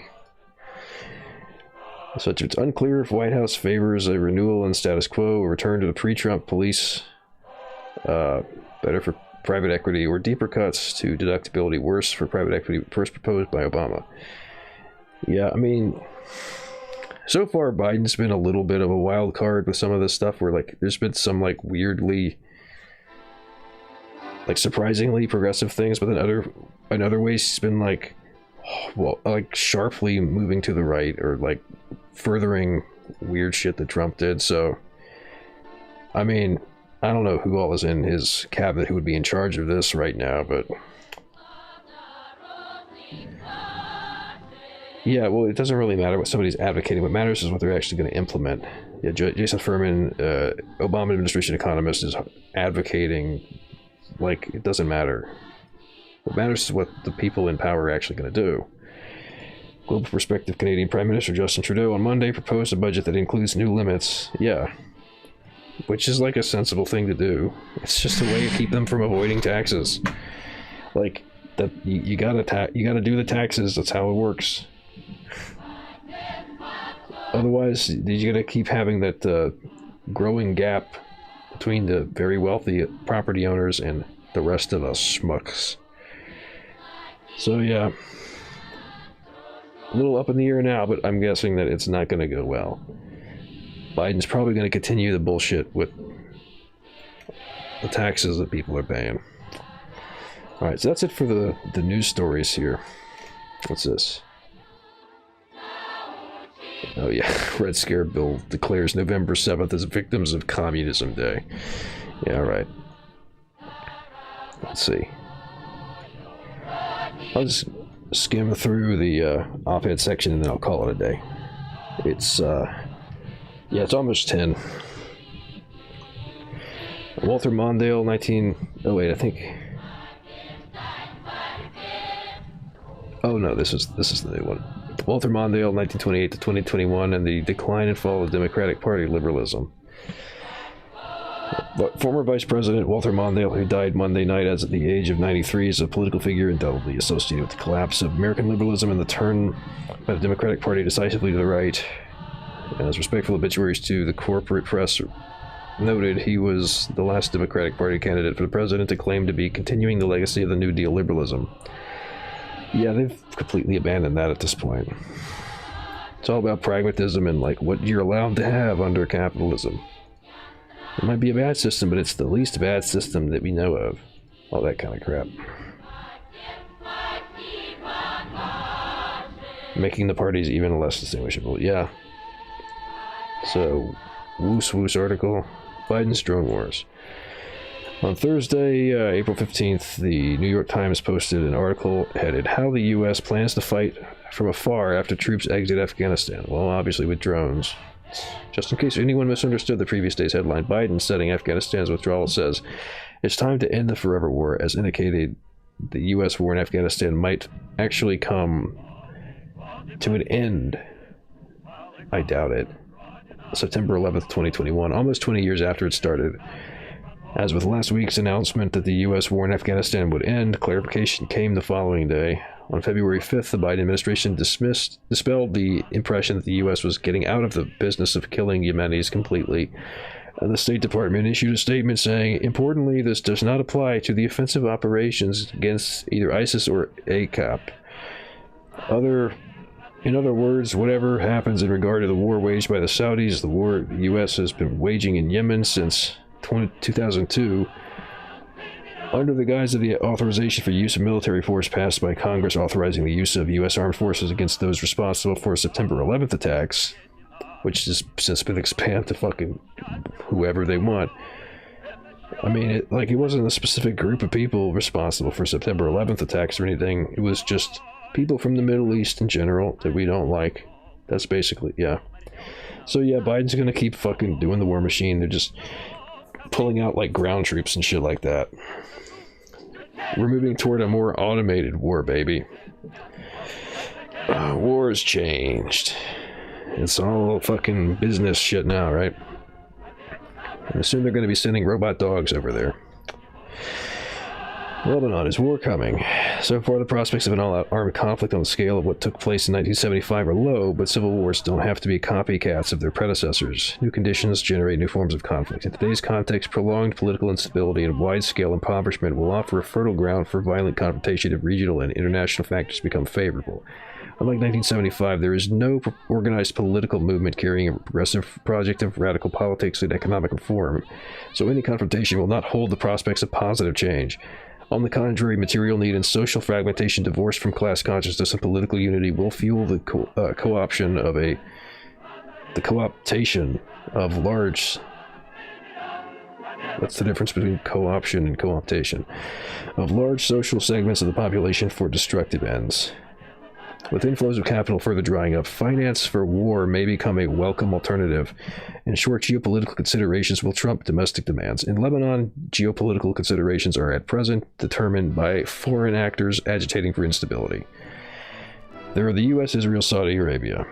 None are concerned about reforming Lebanon's political economy or system except in as much that impacts the only item on their agenda, Hezbollah's armed resistance to Israel and its regional interventions in Syria and Yemen against their axis.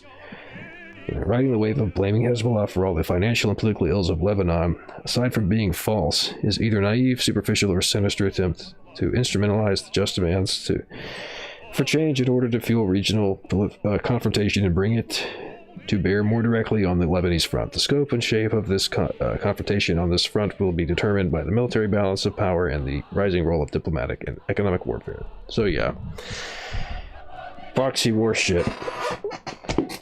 Nobody gives a fuck about the people. It's all just bullshit for your fucking spheres of influence. Alright. Well, I think that's going to be it for me today.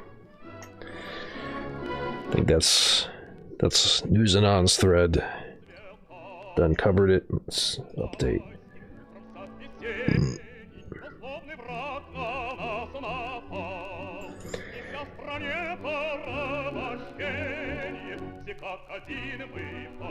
Yeah.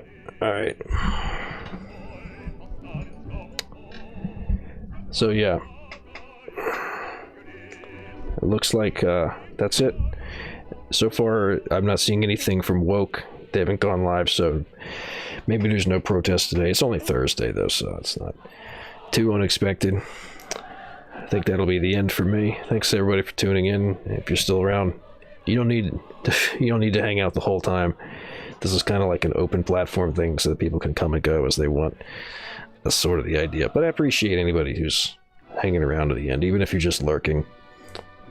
So I'll be off tomorrow. I'll be back probably Saturday morning, and I will do 4 days on weekdays next week. This was just a weird week because of the Chauvin trial. But yeah, so probably be back. Oh yeah, Saturday's next, so Saturday morning. Until then, thanks for tuning in, and remember to agitate, educate, and organize. That's all, folks.